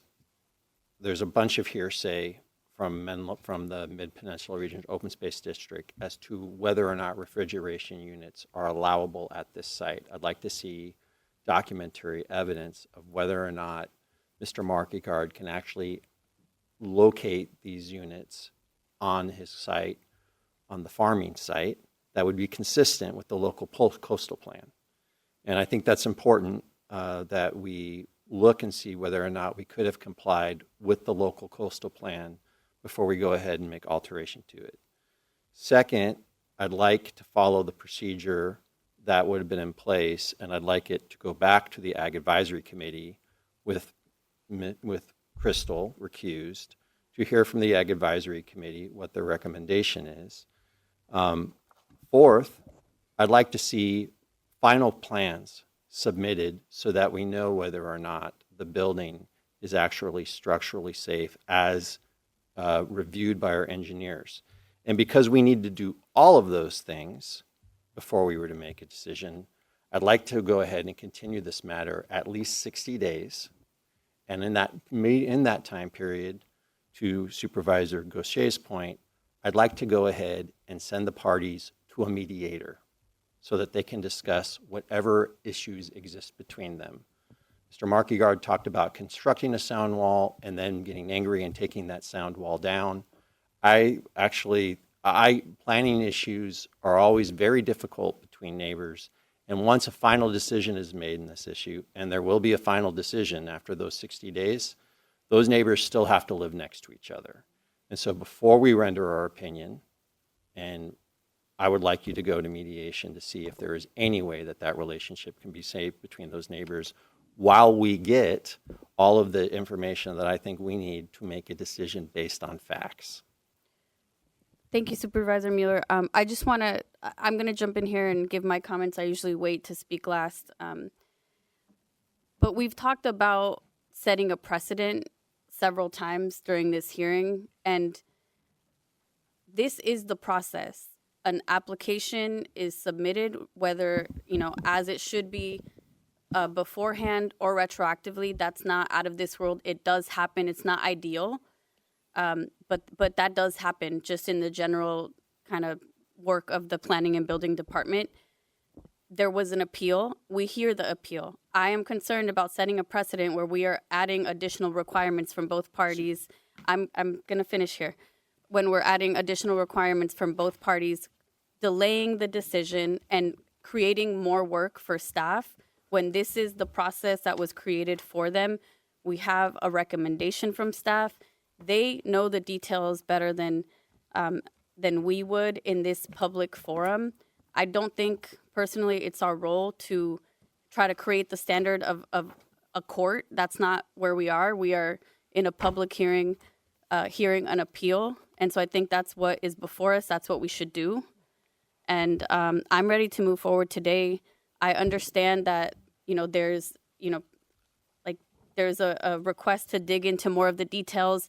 But unless this board has the bandwidth to have a long process like this one for every single appeal that comes before us, I think we need to stick to what our role is and allow the county department to do their job, which is what I believe they have been doing. Supervisor Canepa. Look, I just want to rise in support of your comments. I think we should deny this appeal today. I think the motion brought before us today is extraordinarily challenging. And this isn't against the Agriculture Advisory Commission, but to have them sort of weigh in on this now, I think there's already predetermination made. I think this commission would not give this gentleman a fair shake. So I'm not supportive of that whatsoever. In terms of the energy source, there are a lot of in sort of the alternative 60 days. I firmly believe that if there was the ability to have an energy source that was able to work, I think the person would make it work. I just don't think there's enough energy there. It just doesn't make sense from a business perspective. In terms of the local coastal plan, Mr. Monowitz, I want to talk to you a little bit about that. My understanding is, again, and I always go back to our planning department and our planning commission. Each member here is allowed to appoint their planning commissioner for their district, correct? Yes, correct. Your staff has worked arduously in putting this item forward, I would assume, like any other item, correct? Correct. So that being said, if the Planning Commission has made a determination to forward it to the Board of Supervisors, are you confident in your planning department's decision that this was legal and the right thing to do? I am confident in our recommendation. The planning, just to clarify, the Planning Commission did not forward this to the board for consideration. It only came to the board because the Planning Commission's decision to approve it was appealed. Yeah, and I've been on this board now for a number of years, and I've always had confidence in our planning commission. It's actually been a thoughtful commission that has really advanced ideas that I can tell you, since I've been on this board for 10 years, has really enhanced and improved the county. So, I'm in, I'll be supporting the denial of this. So, Madam Chair. Thank you. I see Supervisor Mueller's mic, and then Supervisor Gaucher. Supervisor Gaucher can go first. Go ahead, Supervisor Gaucher. No, I just wanted to say, as I think about this is complex and it's a difficult decision to make. I too appreciate Supervisor Mueller's comments about bringing additional information, but we do rely on our Planning Commission as well for this work. I think there is an opportunity to still, if we move forward, they still have to do planning. Planning has to come back, or the permits will still have to come back. I think we could still get some additional information to move forward, but I don't want to cause any additional harm. So at this point, I would be in support of the planning. Thank you. Supervisor Mueller. Well, and then, go ahead. It's apparent I'm going to lose my attempt to continue the hearing. I do take issue with, though, that this board is not put in a quasi-judicial role today. In an appeal hearing, we absolutely act in a quasi-judicial role, and we are to look at the facts in this hearing separate, and whether or not the facts in that quasi-judicial function actually give rise and merit to the finding that's before it. I don't believe today, as we have looked at the evidence before us, I think there's a lot of hearsay as to what's allowed and what not. And very frankly, I think we could be found by the Coastal Commission not to be in compliance with our local coastal plan, given that there is evidence here that these containers were put on this site and the permits were granted because of representations made to the Planning Commission that energy was exhausted, and that the second being that Mid-Penn Regional Open Space District wouldn't allow them anywhere else. And because of those factual findings that I think that are at issue, I could see the Coastal Commission looking at the Planning Commission decision and finding that we weren't in compliance with the local coastal plan. Beyond that, the precedent that we set in doing this is that others now can say, well, I can go ahead and move forward and do construction and build. And Mr. Markyard, the one thing that I have trouble with is, even with everything happening in 2020, the decision was made to build a permanent structure as opposed to a temporary before you went and obtained your building permits. And so that being said, you can still, after the fact, go ahead and move into compliance, which is happening here. But in moving in compliance, I think it's critical that the information that we rely upon is actually vetted. And so that's why I want to see the complete building plans.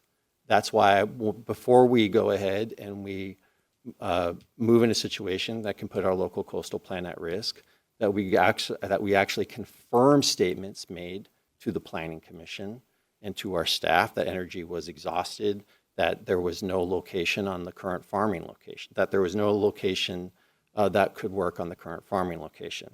And I do take the role of this board in its quasi-judicial function as important. And finally, what I'd say, I'd ask Mr. Niblin, is there any issue with the board in a quasi-judicial role continuing a matter to gain more evidence upon which to base your decision. No, there's no legal issue with that, and the board has on occasion done so. Okay. And I want to make clear, I support our farmers and ranchers on the coast. So this is like, we have different, in this, and we have different farmers and ranchers on the coast who have different opinions about this project. And so this isn't about, this isn't, every single person on the coast can come forward with the project, and they're hardworking people doing great work, helping the community, producing food. Every single person on the coast can make that argument. Everyone still has to comply with the laws and the rules of the county. The final thing I'd say is, and to you, Mr. Canepa, I think if Crystal recuses herself from the Agricultural Commission, to say that everyone else on that commission is going to be biased. Do you know them? Have you spoken to them about this issue? For you to besmirch all of them in this hearing is absolutely inappropriate. I hear the comments. Supervisor Spear, please. So I would like to ask Supervisor Mueller to make his motion. I want us to be on record because this is precedent setting. You don't like having to spend all this time doing this? You just wait till the next barrage of other cases come before us. People have got to play by the rules. And if there was an emergency, you come to the county, you say, we have an emergency, will you accommodate this?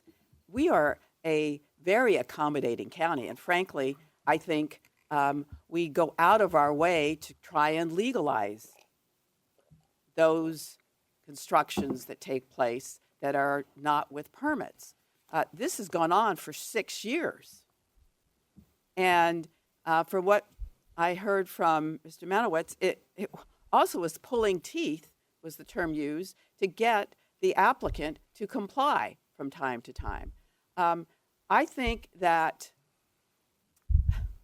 if there are other containers on the coast that are not consistent with our local coastal plan, have not been permitted, we need to go after them. The fact that the Farm Bureau is here saying they ask us to deny this applicant says volumes to me if we're interested in making sure that everyone plays by the rules. And if the farmers on the coast play by the rules, bravo. If they don't, then they should be held accountable. That's our law. And so I find this whole discussion to be really astonishing. And I do think that we're opening the floodgates. So I would ask that you make a motion. I would like to second it. I have a comment. Yeah, Supervisor thank you Canepa. very much. There's a lot of confusion out here, Mr. Monowitz. We're talking about precedent. We're talking about things. I think Supervisor Spear had said because this is this sort of a legal build. That's Let me ask you this: knowing all of that and hearing all of the questions, and maybe I'll ask Tim Fox about this. What precludes us knowing that the Planning Commission makes the decision, knowing all that? Is the action before us today precedent setting, or is it illegal? Maybe I'll ask John Niblin. The appeal. I think that every appeal, is subject to the particular facts and the particular circumstances that come before the board. So there are concerns, of course, that what you do in a particular case is going to be cited, oftentimes, in the context of other cases. But it's also the case that there's no binding precedent that's set by any particular case, because in most instances, the cases that come before you are anchored in their own facts and analysis that pertains to that set of facts. So, I guess the short answer is, I think everybody's kind of right on this to an extent.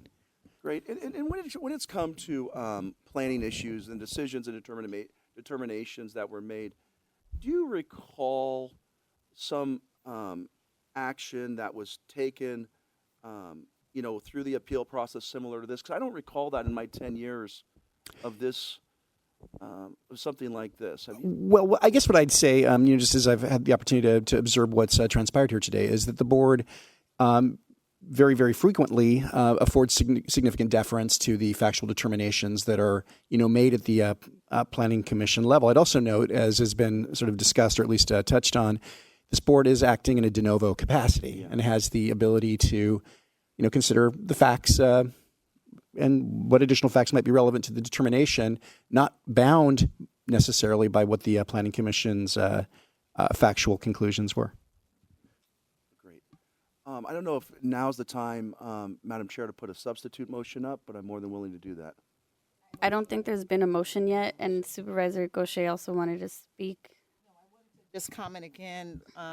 This, again, I will always say this has been really a difficult decision to make. I do agree with both sides. I am hearing if there's additional information, and if we pause also just to get the additional information, then I think we cover ourselves a little bit better in what's going on with PG&E and making sure that others are heard. I don't want to say that I want to override what the Planning Commission has said or done, but I want to make sure that we are hearing everything and we're making the decision based on if there are additional questions out there, and if we can answer those questions, let's get those questions answered. So I would like to take a step back. And so we are here for this specific case. And would you say, Director Monowitz, that all of the unpermitted structures that we know farm workers are living in have all been resolved? No, the Farm Worker Safety Task Force ensured that the conditions were safe to live in terms of obtaining all the necessary, and you're talking broadly Yes, now, I'm correct? talking broadly. All the necessary permits to legalize them permanently have not been obtained, but the task force did complete our objective of ensuring that they were at least safe to live in. My understanding is that actually there are still units that where people live that actually haven't had every single thing addressed. And, I remember seeing a report. We have pictures of that. These are homes that people actually live in that I think is much more important for this board to spend a lot of time focusing on and discussing. For me, this is somewhat of an equity issue. I understand the multiple issues that have been raised throughout this hearing, but we do have a limited time. We do have limited resources. I would much rather this board focus on housing and where people live than, asking to see every single detail of one project that is being recommended for approval, that went through planning and building staff, that went through our planning commission. And, I also wonder, my understanding is that it is still difficult for folks to get permits from our planning and building, and there's a backlog. Is that right? The permitting process can be difficult. We've made a lot of progress in dealing with the backlog, so we're in better space than we have been in the past. But navigating the permit process on the coast is indeed a difficult thing for most people to undertake. Thank you. So from my point of view, I understand that, we are hearing one appeal right now. We do have a responsibility to hear it and to hear all the facts. We had documentation that was included in our packet where we could review everything that was submitted by both sides and in addition by the planning department. I do think planning and building has a really important role in our county. And I think if we want to dig into things, let's do that, but let's do it in a way where we are prioritizing people, where we are prioritizing housing and improving living conditions. And if it is in fact true that every single unit that was highlighted in that report has been resolved, great. I'd be happy to do that. I also think, when it comes to the idea that, we should have drones surveilling people all across the coast, I wonder what like confidentiality issues come up with that. Maybe none, right? I remember seeing images in a report from the farm worker housing report. I think we can do that. I don't think we should or consider that and have a discussion about that when staff is prepared. I don't think we need to make that determination right now for this case. So I'm gonna put a motion to reject the appeal on the table, and I have a second. All right, I'm going to make a substitute motion. So my substitute motion is that we go ahead and put the item over for 60 days. We obtain a letter from PG&E, as I've indicated earlier, with respect to what the energy exhaustion issues are at this site and whether or not energy can be increased. That we will get a letter from the Mid-Penn Regional Open Space District as to whether or not the containers can be whether or not this project could be located at the farming site. That this item go back to the advisory committee for their recommendation, that there be plans submitted to the department for review, and that in that interim time period, while all of that is being considered, that the parties be sent to a mediator. Second. Could I ask for clarification from the maker of the motion through the chair with respect to the mediator? Is that something that the county would arrange for? Or is that County would facilitate? Yes. Thank you. I also need to clarify with regard to the letter from PG&E. I assume you're speaking of delivering power to the Mid-Penn Open Space District site. Correct. All right. So just for clarity, this is a substitute motion. We will do a roll call vote, or do I have to accept like an amendment to the substitute motion? Can you remind me, please? It's not an issue that comes up very frequently, just the way that the motions kind of came together. But given that the motion's been made and seconded, I think that I would just assume that this motion, the cleanest thing would be for you to withdraw the motion in favor of the substitute motion so that we have the opportunity to consider it. I guess that would be the cleanest thing if you're willing to do that. If not, well, let me just leave it at that for a moment. I'm not willing to do that. I think that what we would normally do is the first. Well, I believe that. I'll do it. Let's take the roll call vote for the substitute motion. Okay, for the substitute motion, roll call vote for Supervisor Spear. Aye. Supervisor Mueller. Yes. Supervisor Gaucher. Yes. Supervisor Canepa. No. President Corzo. No. Motion passes. Okay, so just for the sake of clarity, this has been deferred. It's going to have to come back, and everyone will be in limbo for 60 more days. So this item is concluded, correct? That's right. It's for the moment until it comes back within the 60-day time frame. Okay, so through the county attorney, just for everyone here, this will have to come back within the 60-day time frame. Is that correct? Yeah, we're going to read that as coming back in 60 days or as soon as reasonably possible within the direction of that motion. Yes, in fact, it's not possible to get it back to the board within 60 days and get it to the Ag Advisory Committee. Then whenever you can reach all of those items to bring it back to us. It would have been great to know that before we took the vote, honestly. Well, I can go ahead. That's fine. Would it have changed your vote, Lisa? I mean, my vote is no sooner than 60 days. It has to meet all of those requirements to come back. So I'm happy to go ahead and have the item voted on again as no sooner than 60 days with all of those conditions met. I think we can take that as guidance to staff. I don't know that it requires another vote. I think we understand what we need to do at this point with respect to all of it. It's got to go to the Ag Advisory Committee, the other matters dealt with, and at some point after 60 days, we'll be back. Okay, moving on now to item number 8, and this is a resolution establishing a maternal health trust fund sponsored by Supervisor Gaucher. Go ahead, Supervisor Gaucher. Thank you so much. In San Mateo County, not all families experience pregnancy and childbirth the same way. Black mothers and babies, as well as Latino mothers, continue to face disproportionately higher risk and poorer outcomes, and that reality demands action. While the total number of births may be small, We also know that Black infants in our county experience the highest infant mortality rates of any racial or ethnic group. And too often, these numbers are not reflected in statewide reports because of the small sample size.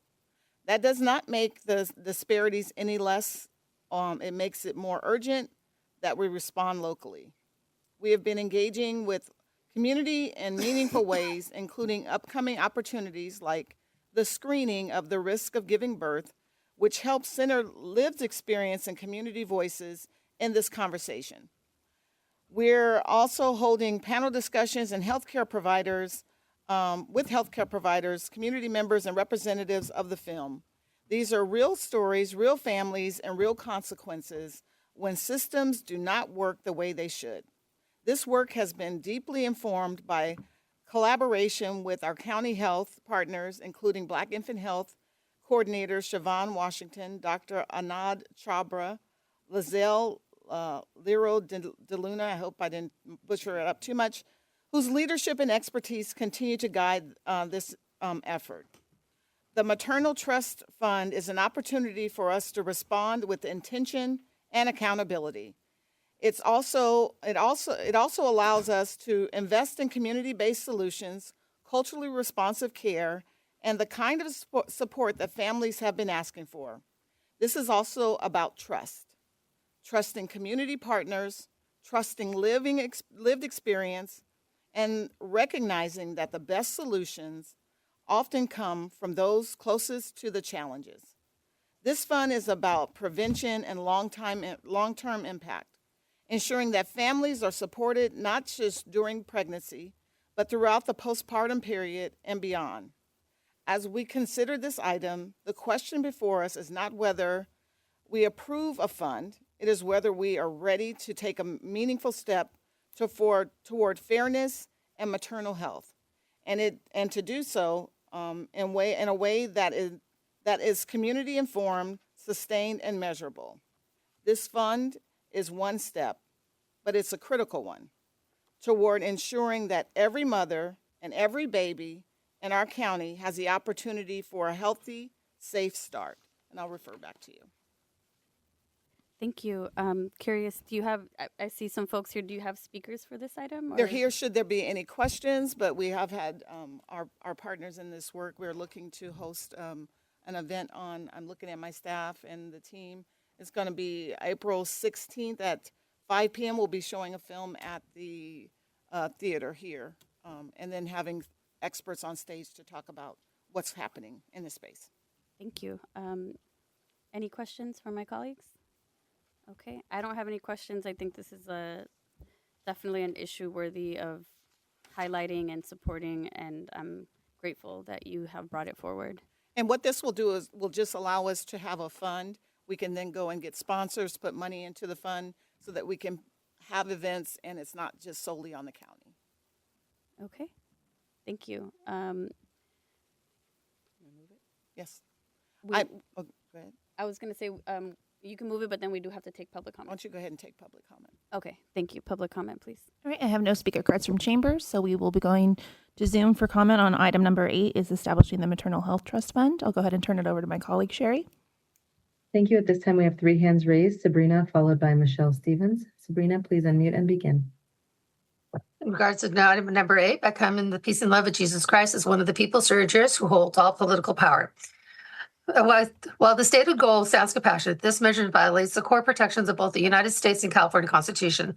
The 10th Amendment to the U.S. Constitution reserves the states or the people all the powers expressly delegated to the federal government. California's Constitution, Article 11, Section 1, similarly limits local governments only to those powers expressly granted by law. Establishing a special county trust fund to solicit, accept, or later dispense philanthropic money as awareness and community engagement initiatives is not an enumerated county power. It is unauthorized expansion of government into private charitable work. Article 16, Section 6 of the California Constitution further prohibits a gift or loan to public funds to public resources or for private purposes. Even though the money is initially donated, the county staff time and administrative apparatus, quarterly reporting, and eventually spending of those funds constitute improper public subsidy and diversion of county resources. This resolution creates an unaccessible slush fund. Thank you. Thank That's you. your time. Next speaker. Thank you. We'll We'll now go to Hi. Michelle Stevens, followed by Bruce. Michelle, please unmute and begin. Hello, board. I come to you as a child of God with the love of Jesus Christ, Siri Juris, with all the power of the people. I'd like to address the border structure of item 8. Public funds and public programs are intended to serve a public purpose defined through public process. Introducing private funding into a structure that raises a fundamental question. Does this enhance public service or does it begin to shift direction based on external priorities? The maxim applies. Delegated authority must be strictly construed. The authority given to this board comes from the people, not from private contributors. The distinction matters because even well-intended funding can create subtitle shifts in focus, allocation, or program direction over time.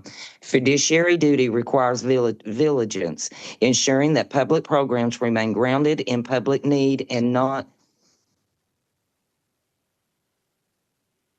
funding availability. The integrity of that boundary is essential to maintaining trust. Thank you.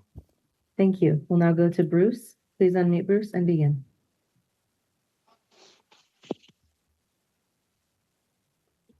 Good afternoon, Chair and members. Item 8 is being presented as a trust fund for public good. But structurally, it introduces a channel for private money to enter and potentially shape public function. That deserves a higher level of scrutiny. The maxim applies. He who pays the piper calls the tune. Even when unspoken, funding carries influence. Priorities can shift, programs can be steered, and decision-making can begin to follow the availability of money rather than the needs of the public. That is where fiduciary duty becomes critical.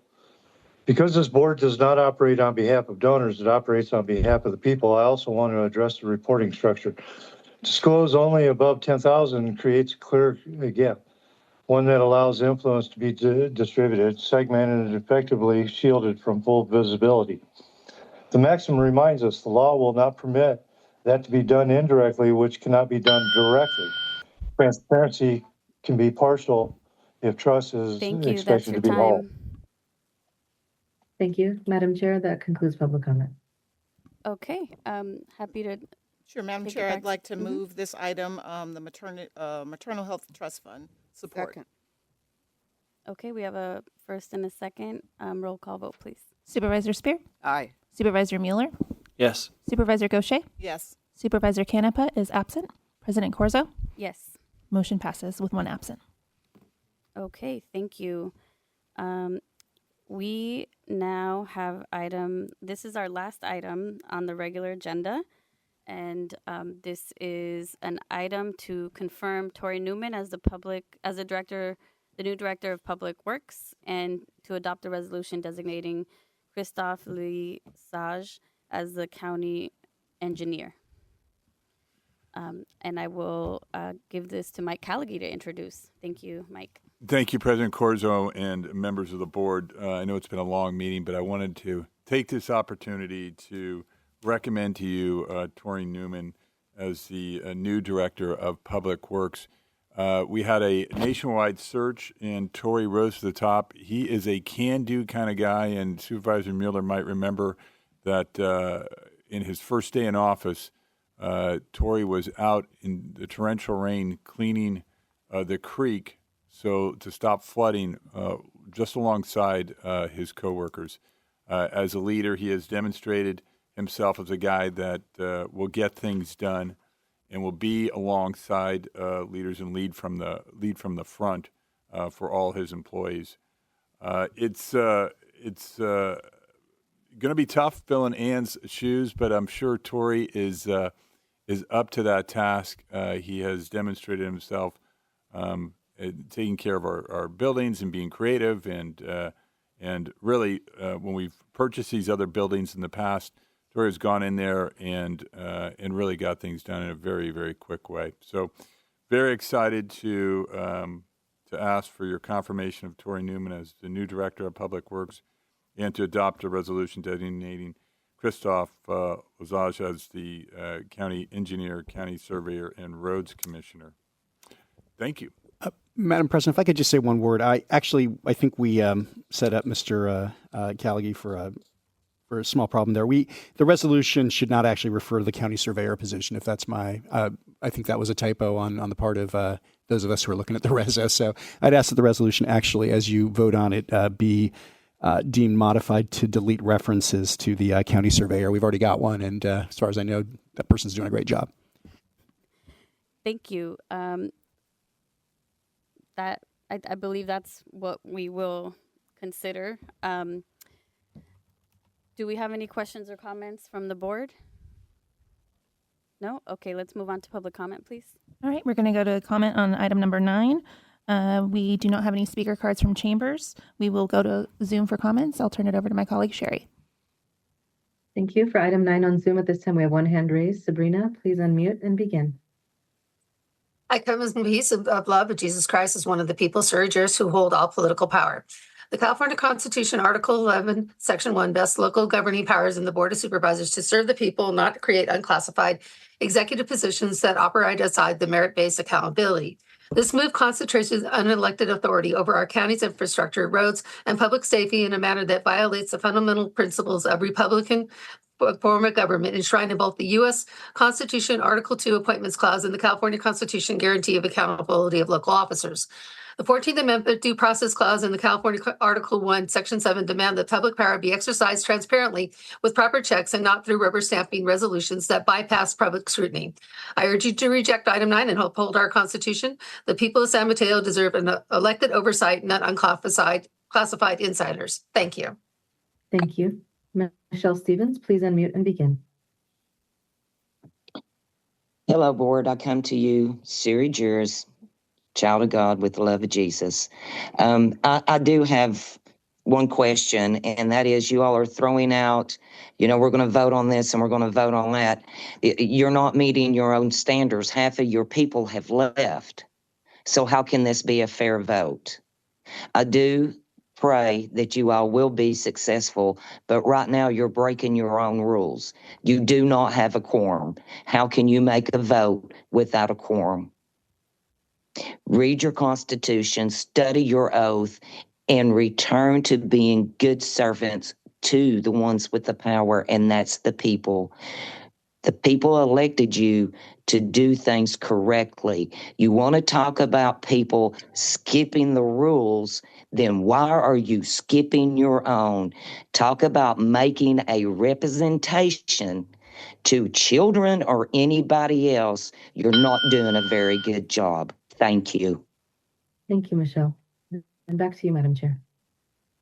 Thank you. I will make a motion to adopt the resolution striking the title and anywhere that county surveyor and roads commissioner is in the resolution. Yeah, the road commissioner will remain. It's just the county surveyor piece. Sorry about that. They were listed as one. Let me correct that. I move to approve the resolution on point A, and for point B, we will strike county surveyor. Thank you, Madam President. That's right. And I heard a second from Supervisor Spear. Thank you. Roll We call do vote. have a quorum, Madam Chair. Yes, we do. All right, Supervisor Spear? Aye. Supervisor Mueller is absent. Supervisor Gaucher? Yes. Supervisor Canepa is absent. President Corso? Yes. Motion passes to amend it with the reso removing the county surveyor. Congratulations, Tori Newman and Christophe Lesage.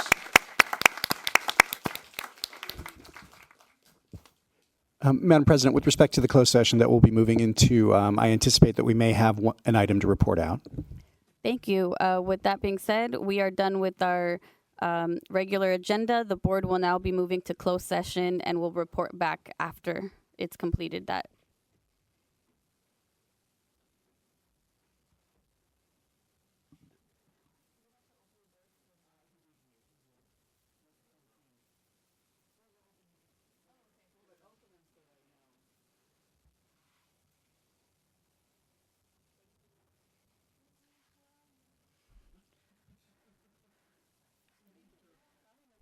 All right, the time is now 1:54 p.m. Madam President, you may call the meeting back to order from closed session with all 4 supervisors present, 1 absent.